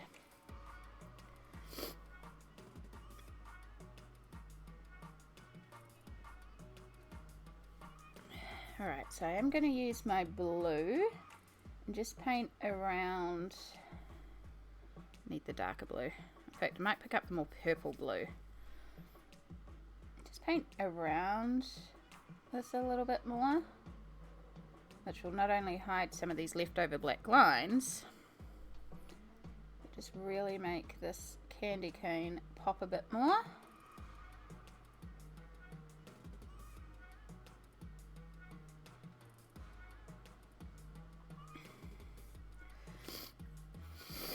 Oh, excuse me. But of course I went outside and it's hay fever season, and now my nose is all runny.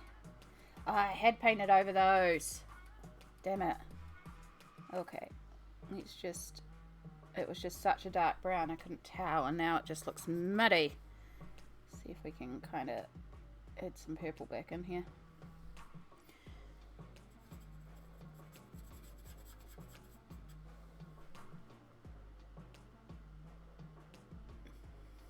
There we go. Okie dokie.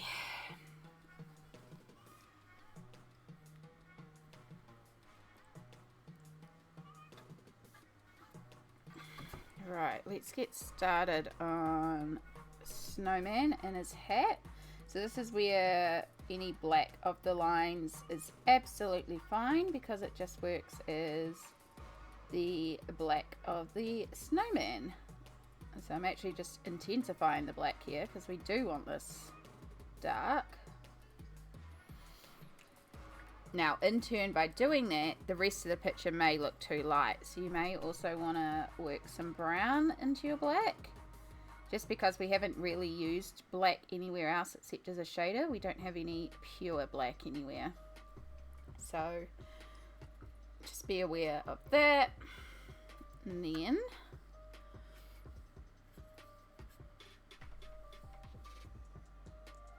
again, our bright yellow highlight, which we're going to blend in a bit here. And since we're here, let's also chuck some on this leaf.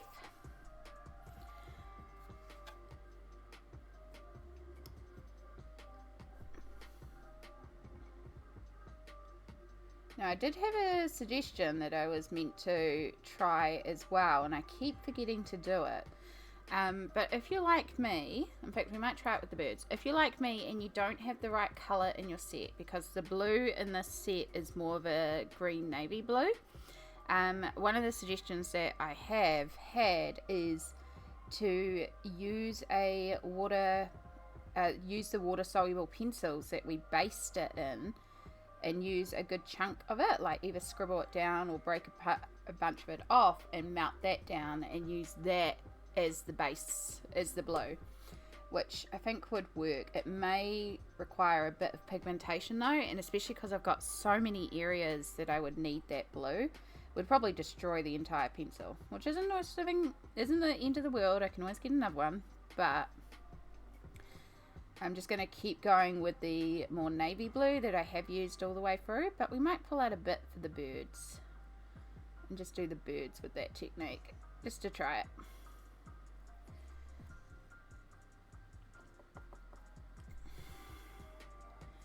Alright, make sure we've got that blue.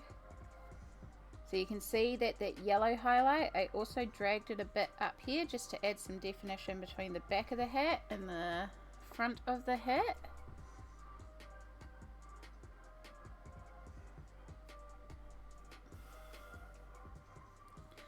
Right, I need a bright green to do this leaf in here. In fact, it might be time to go and work on all these little leaves.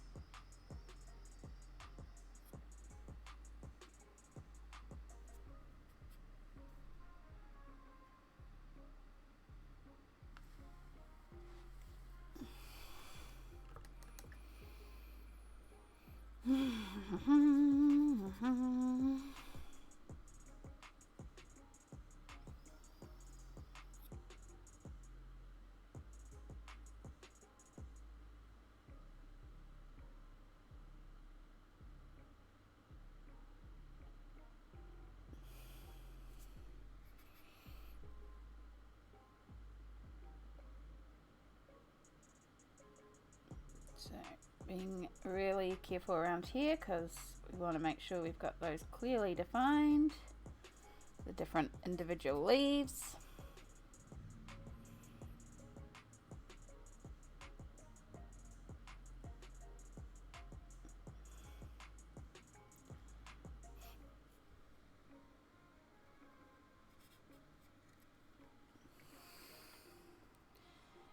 And then we go back to our yellow highlight.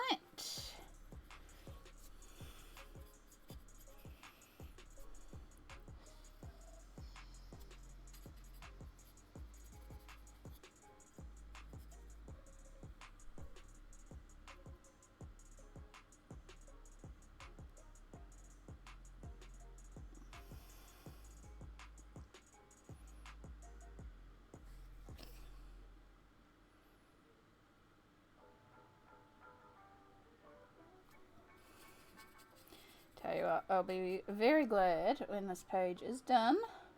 I love it. I love how it's looking. I'm ready for it to be done.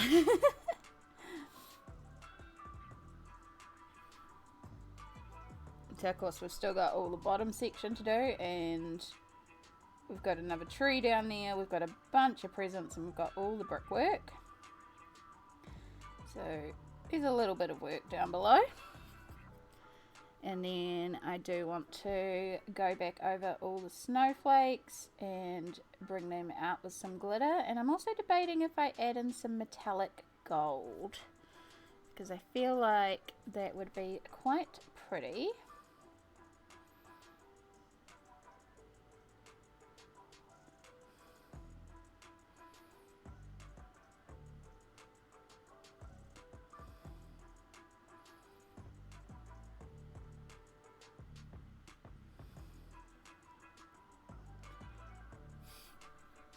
Maybe as a feature on some of the stars, I don't know.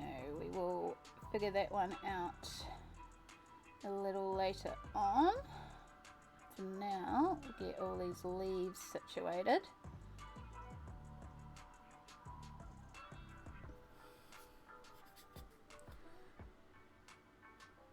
Making sure we've got all those black lines covered, but still got enough variation in there that we can tell the leaves apart.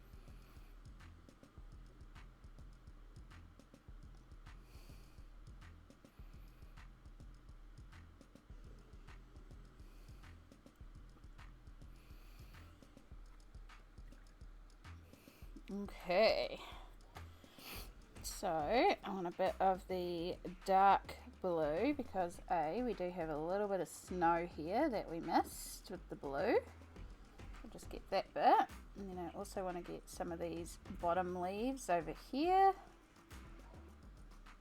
and add in a little bit of blue to the underside.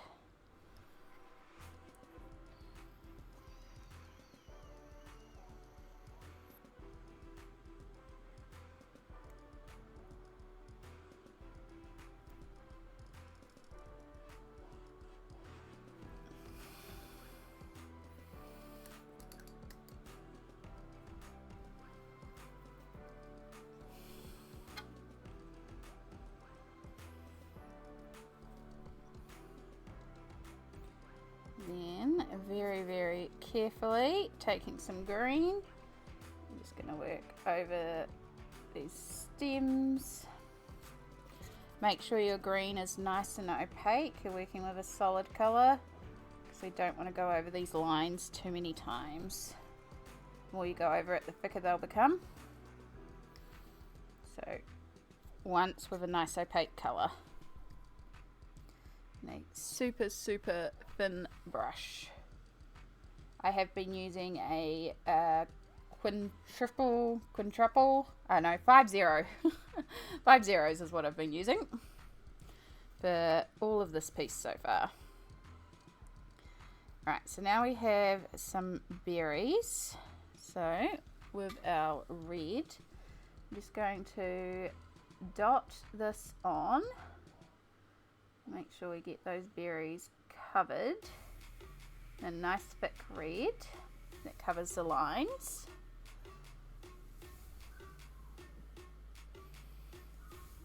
Get all the red off the paintbrush. Okay, there's still a little bit on the paintbrush, so we've made some more peach by accident.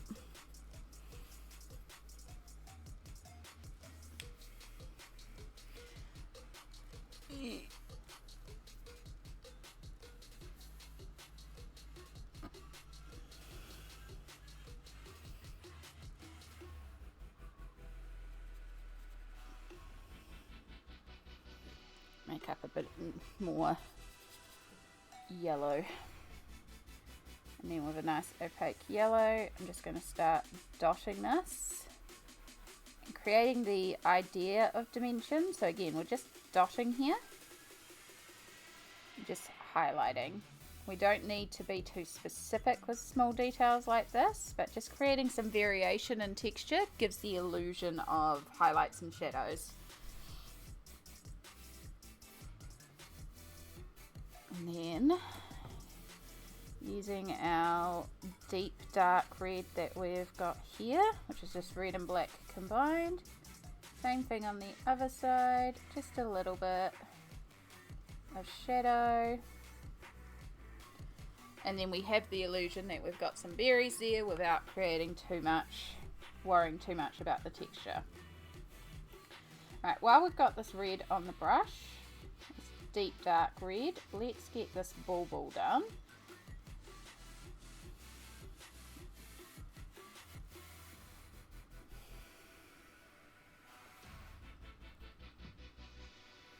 I'm going to use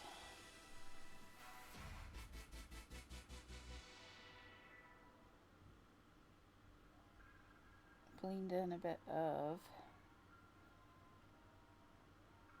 bright red, and then what I want with a nice clean brush to pick up some of this baby blue. So this bulbul, I haven't drawn any light reflex from the yellow because it's behind shadow of the snowman. The snowman is blocking us, but it would have some of the refracted light, aka the blue light. So we will put a little highlight on this side.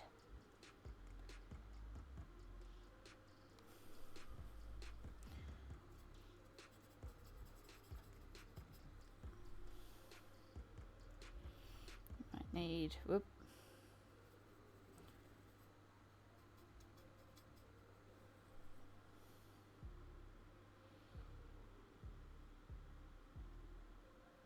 And then just a little reflected highlight up there, a little bit on the bulbul up the top there.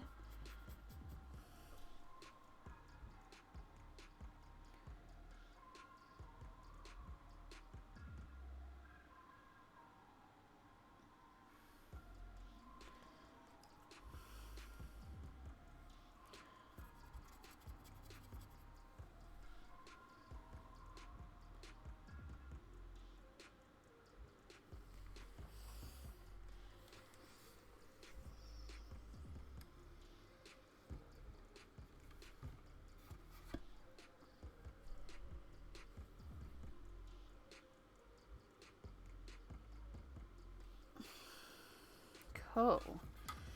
Alright, let's grab some brown.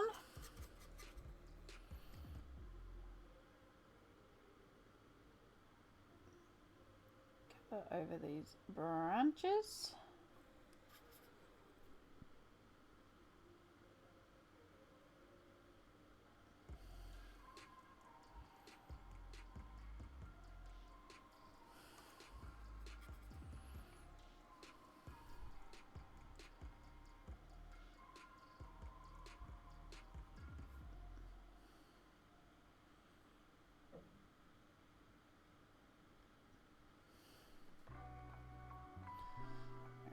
We actually have a little brown tag here, so we'll just cover that up while we're here. So changing of the colours is what takes a while, so anywhere we can kind of save some time and change colours does help us out a little bit.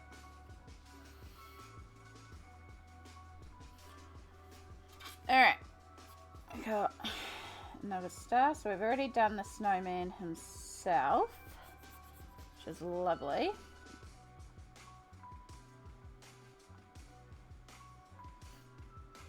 So it's just getting all these details around the snowman sorted.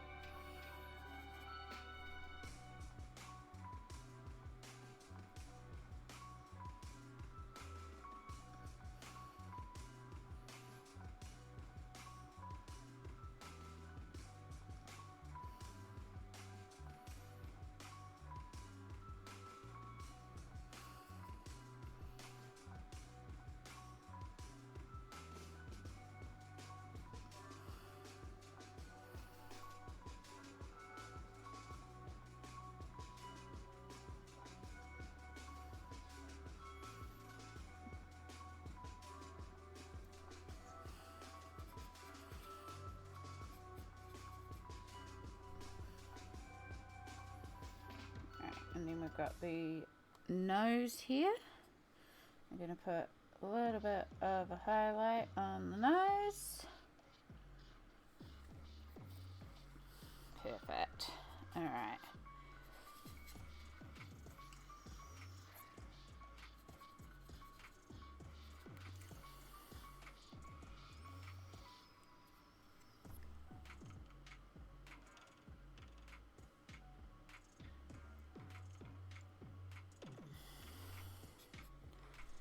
So now we've got the scarf. So the bottom of the scarf we're going to do similar to the tree with the lines that we fan out in the different colours.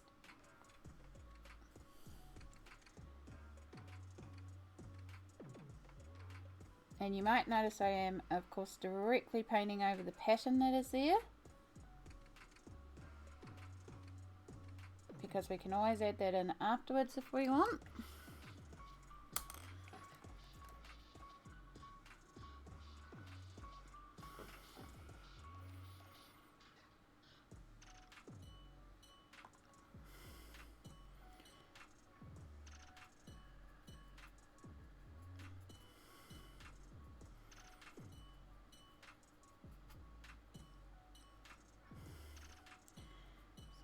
Add a bit more white to a few of these bundles.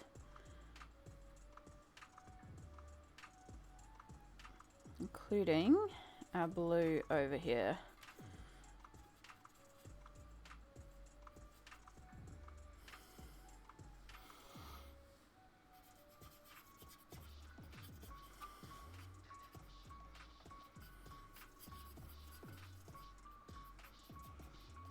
Make up a bunch of blue.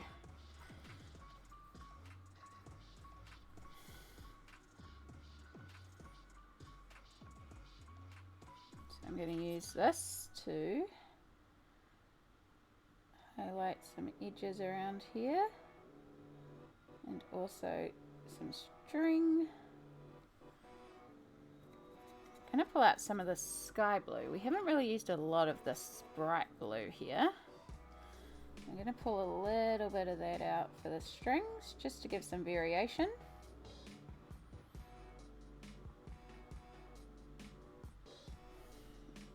Then use that same colour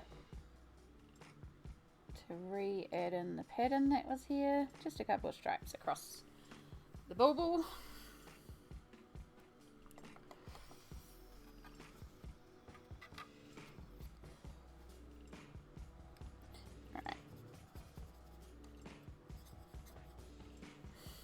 Now we've got our paler yellow back.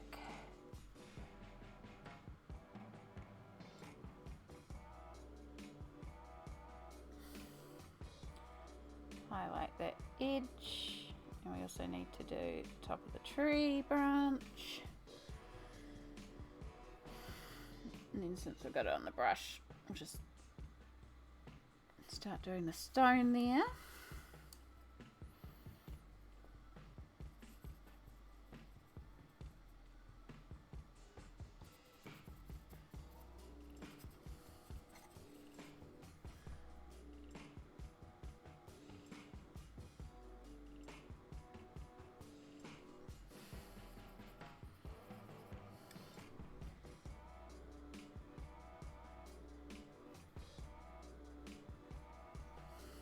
Cool, there's our little stone.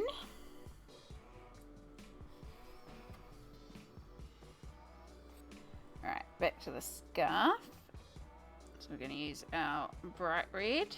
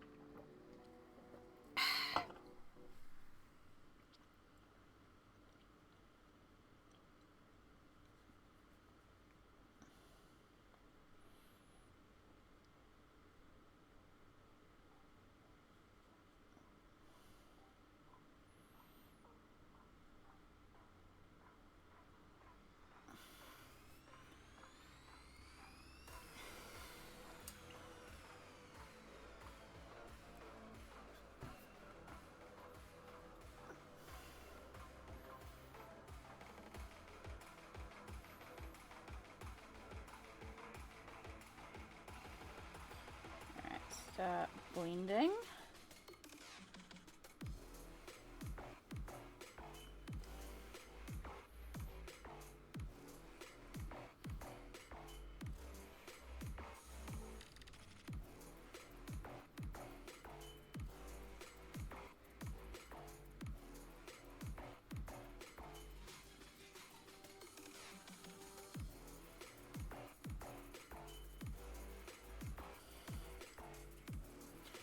Cool. Alright, now we need darker, so we'll pull out our dark red.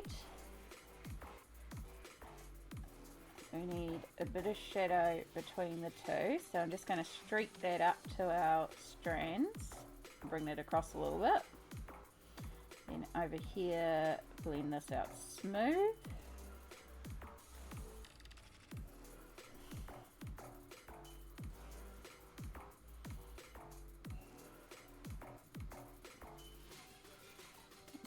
Same down here. Blend this in.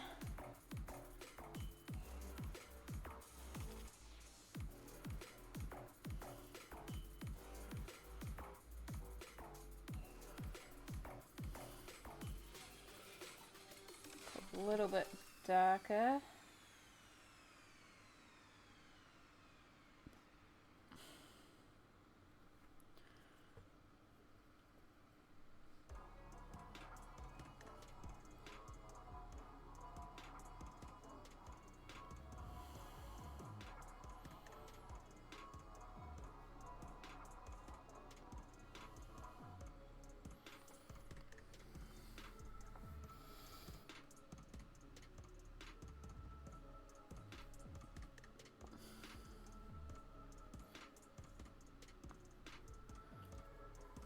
And then we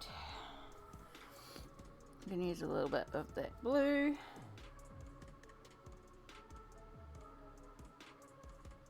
And just blend it in slightly.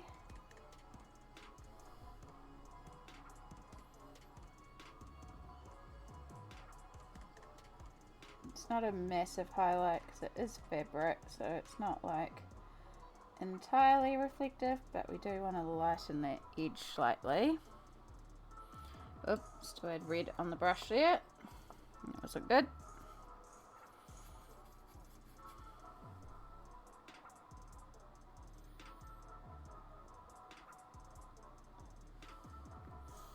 And what it's doing is it's making almost like a cooler shadow red compared to the bright yellow.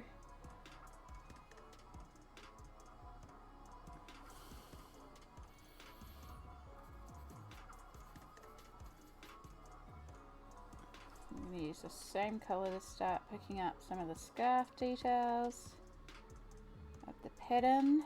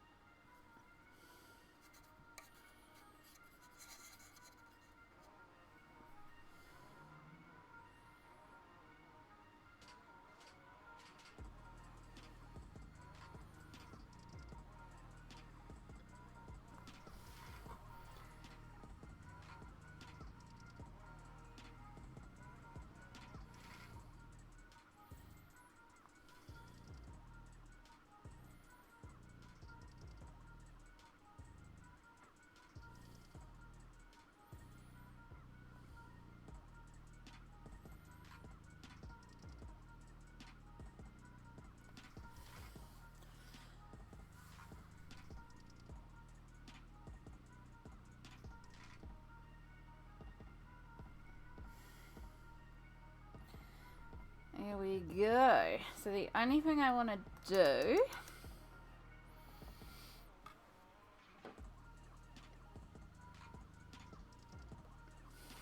is I want to reactivate some of this darker blue We may even go a little, you know what, I think we're going to make up some purple blue.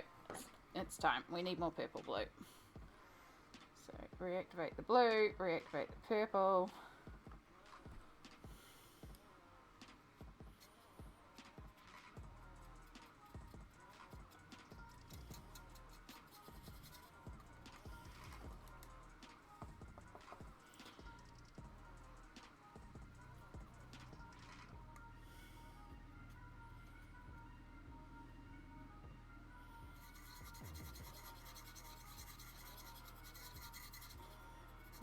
Go, because I want to use this colour and just deepen the shadow here between these two sections. Then also cast shadows from the objects on the snowman. So behind the stone, the scarf, all these objects would be casting a little bit of a shadow. I did indicate it a bit up here, but I didn't quite indicate it intently down here. So just want to activate a bit of a darker shadow, especially between this hill in front. And now we have some really good contrast there. I'm kind of tempted to do that around a few of these hills, to be perfectly honest. Like, this is one of those things, as you work on the page, certain things that looked dark enough when you initially shaded it, as you come back, they won't look dark enough. So you may reflect and go, actually, like in here, for example, we may want to make those darker. So these little things as we go through that we'll look at and go, maybe I want to darken that. And one area I do know I want to darken is up here. And that'll also help our house out.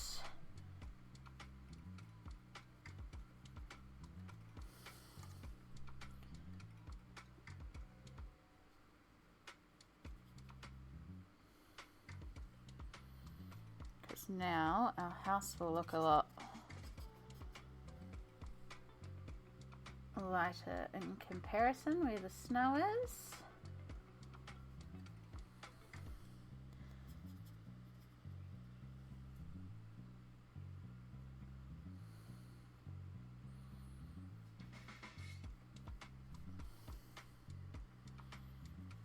And then in that same token, we also need to do under the bush here.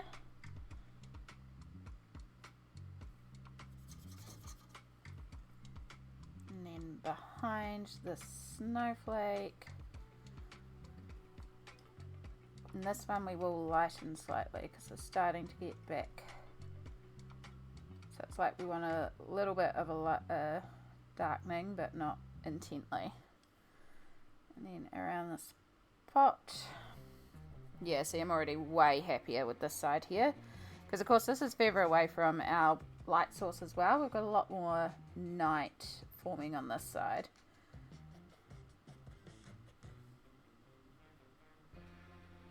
And it's weird to think that, you know, this colouring is so dark for the snow, but it still reads as snow.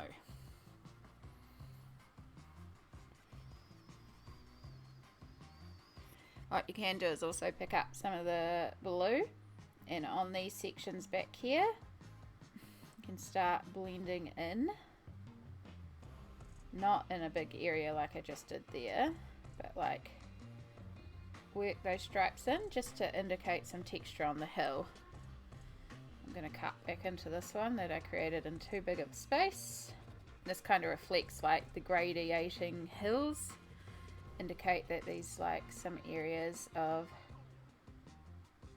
darker, some areas of lighter, but keep it very soft because it's not meant to be defined.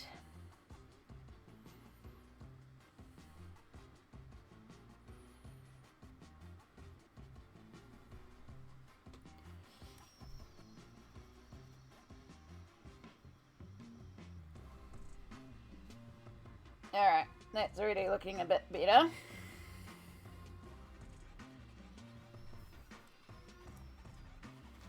We have to keep that colour on hand for down here too.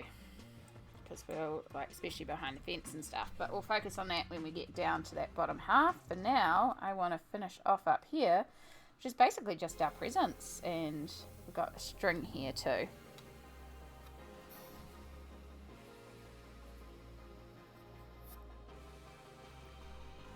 The string will just keep pretty straightforward, keep it nice and light.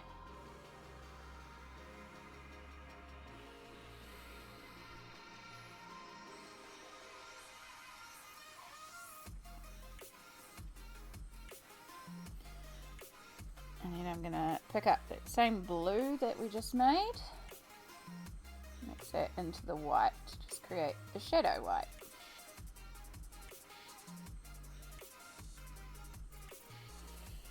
Cool. Alright, presents. So, do we have anywhere? No, we've got lots of different colours. Okay, we're by the purple, so let's start with the purple.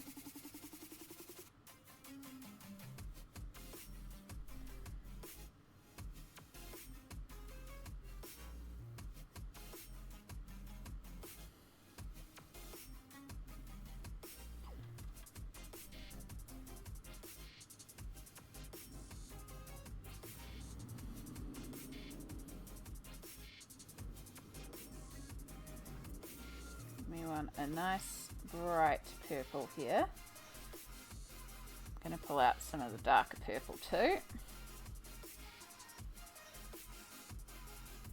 Start using that to shade.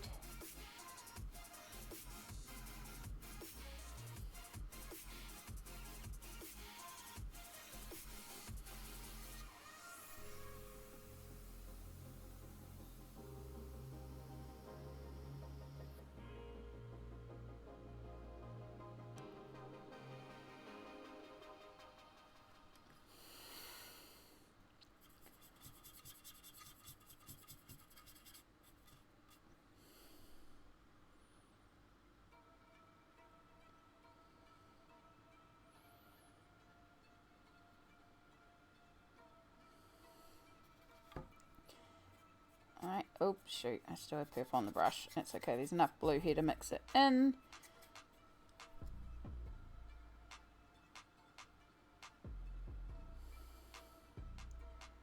Get these slightly more blue highlights in.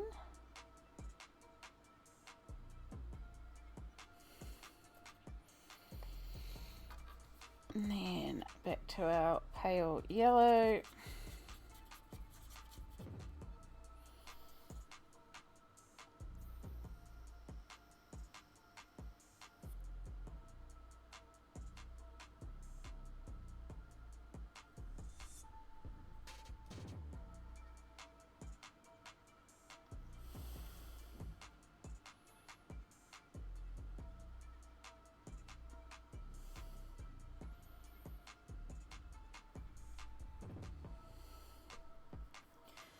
Cool. Alright, give that ribbon a minute to dry, and since we're here with the yellow, let's get this present done.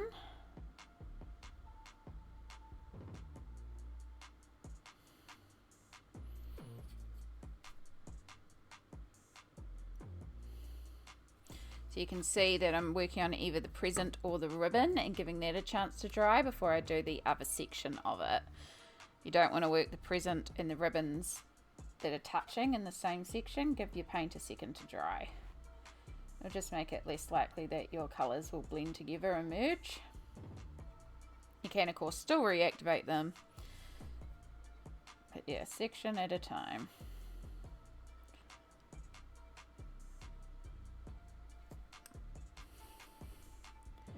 I want a little touch of darker green.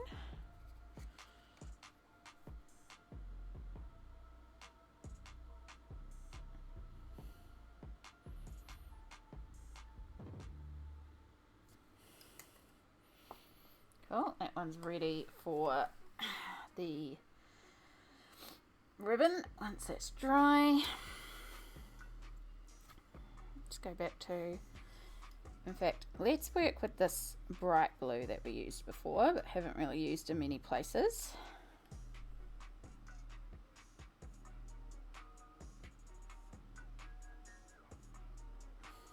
do our present in it.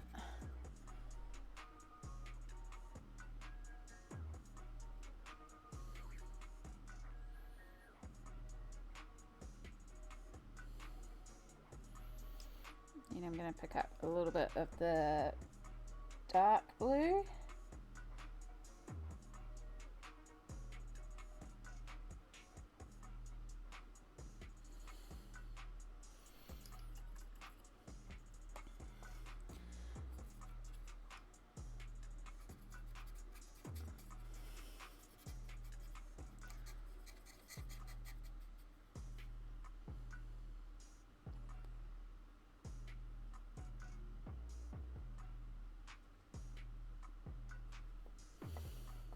Too much water on the brush, so let's blend that out.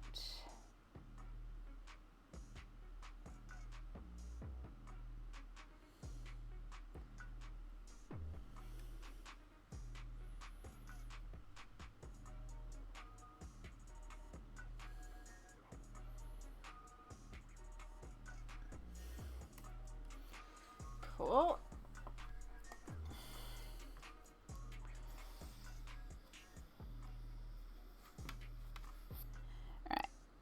Back to bright red for our very traditionally coloured present here.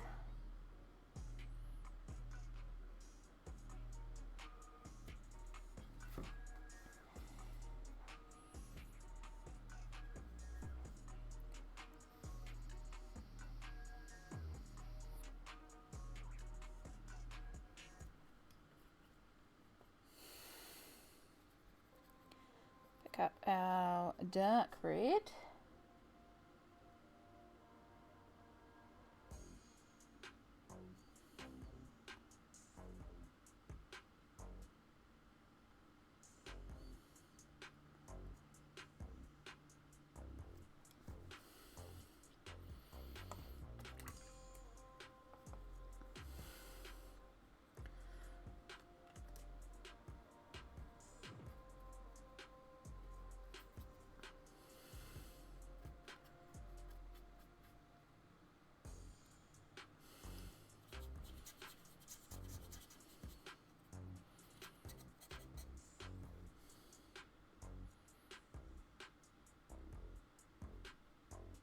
Bit. So this one is getting a bit of highlight all over and the edge of the present here.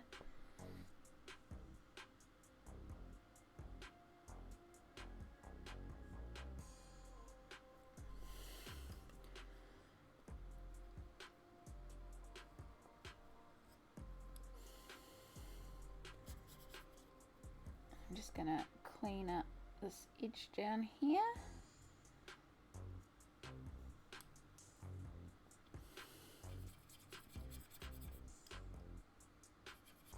Nope.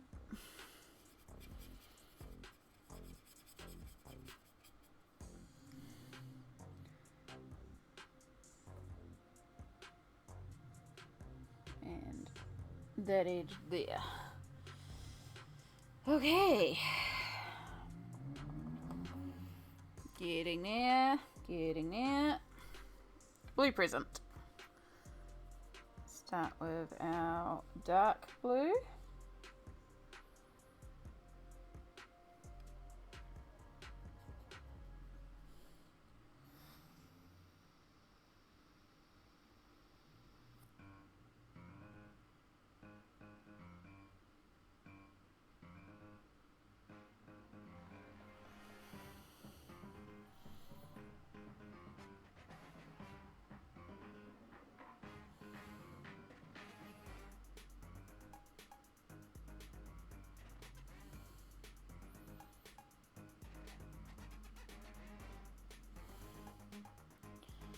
And pick up some of the lighter blue, but the darker variant of the lighter blue.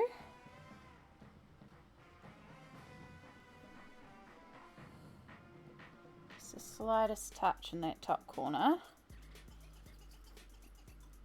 because it's not really getting a lot of yellow down here. And we just blend out. And I'm just going to take a bit of the bright blue with a bit of the dark blue. I should actually remember their proper names. Just make sure we've got some definition between the two there. Cool. Right, now this ribbon, what colour? I think it's meant to be yellow, like bright yellow.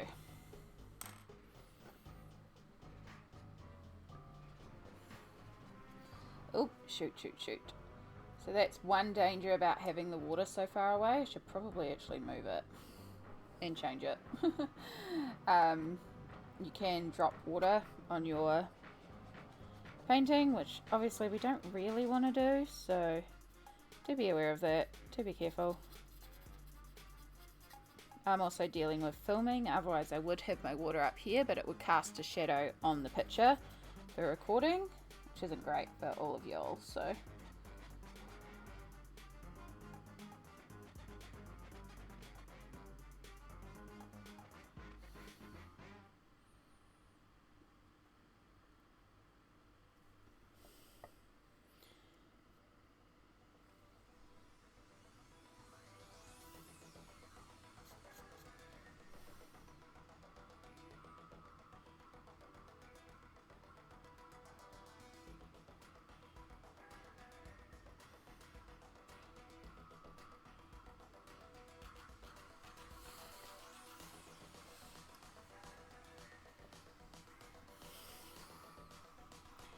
Right, and then let's use like a pale brown.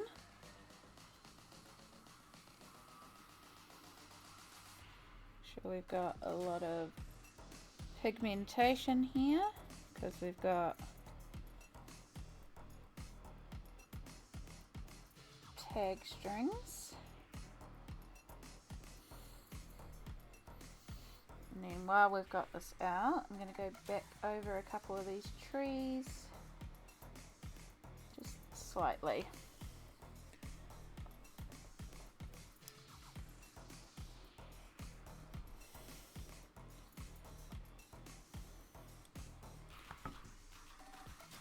Alright, just a little bit of that blue purple, just to fill in this space here. Make sure that's all filled in smoothly.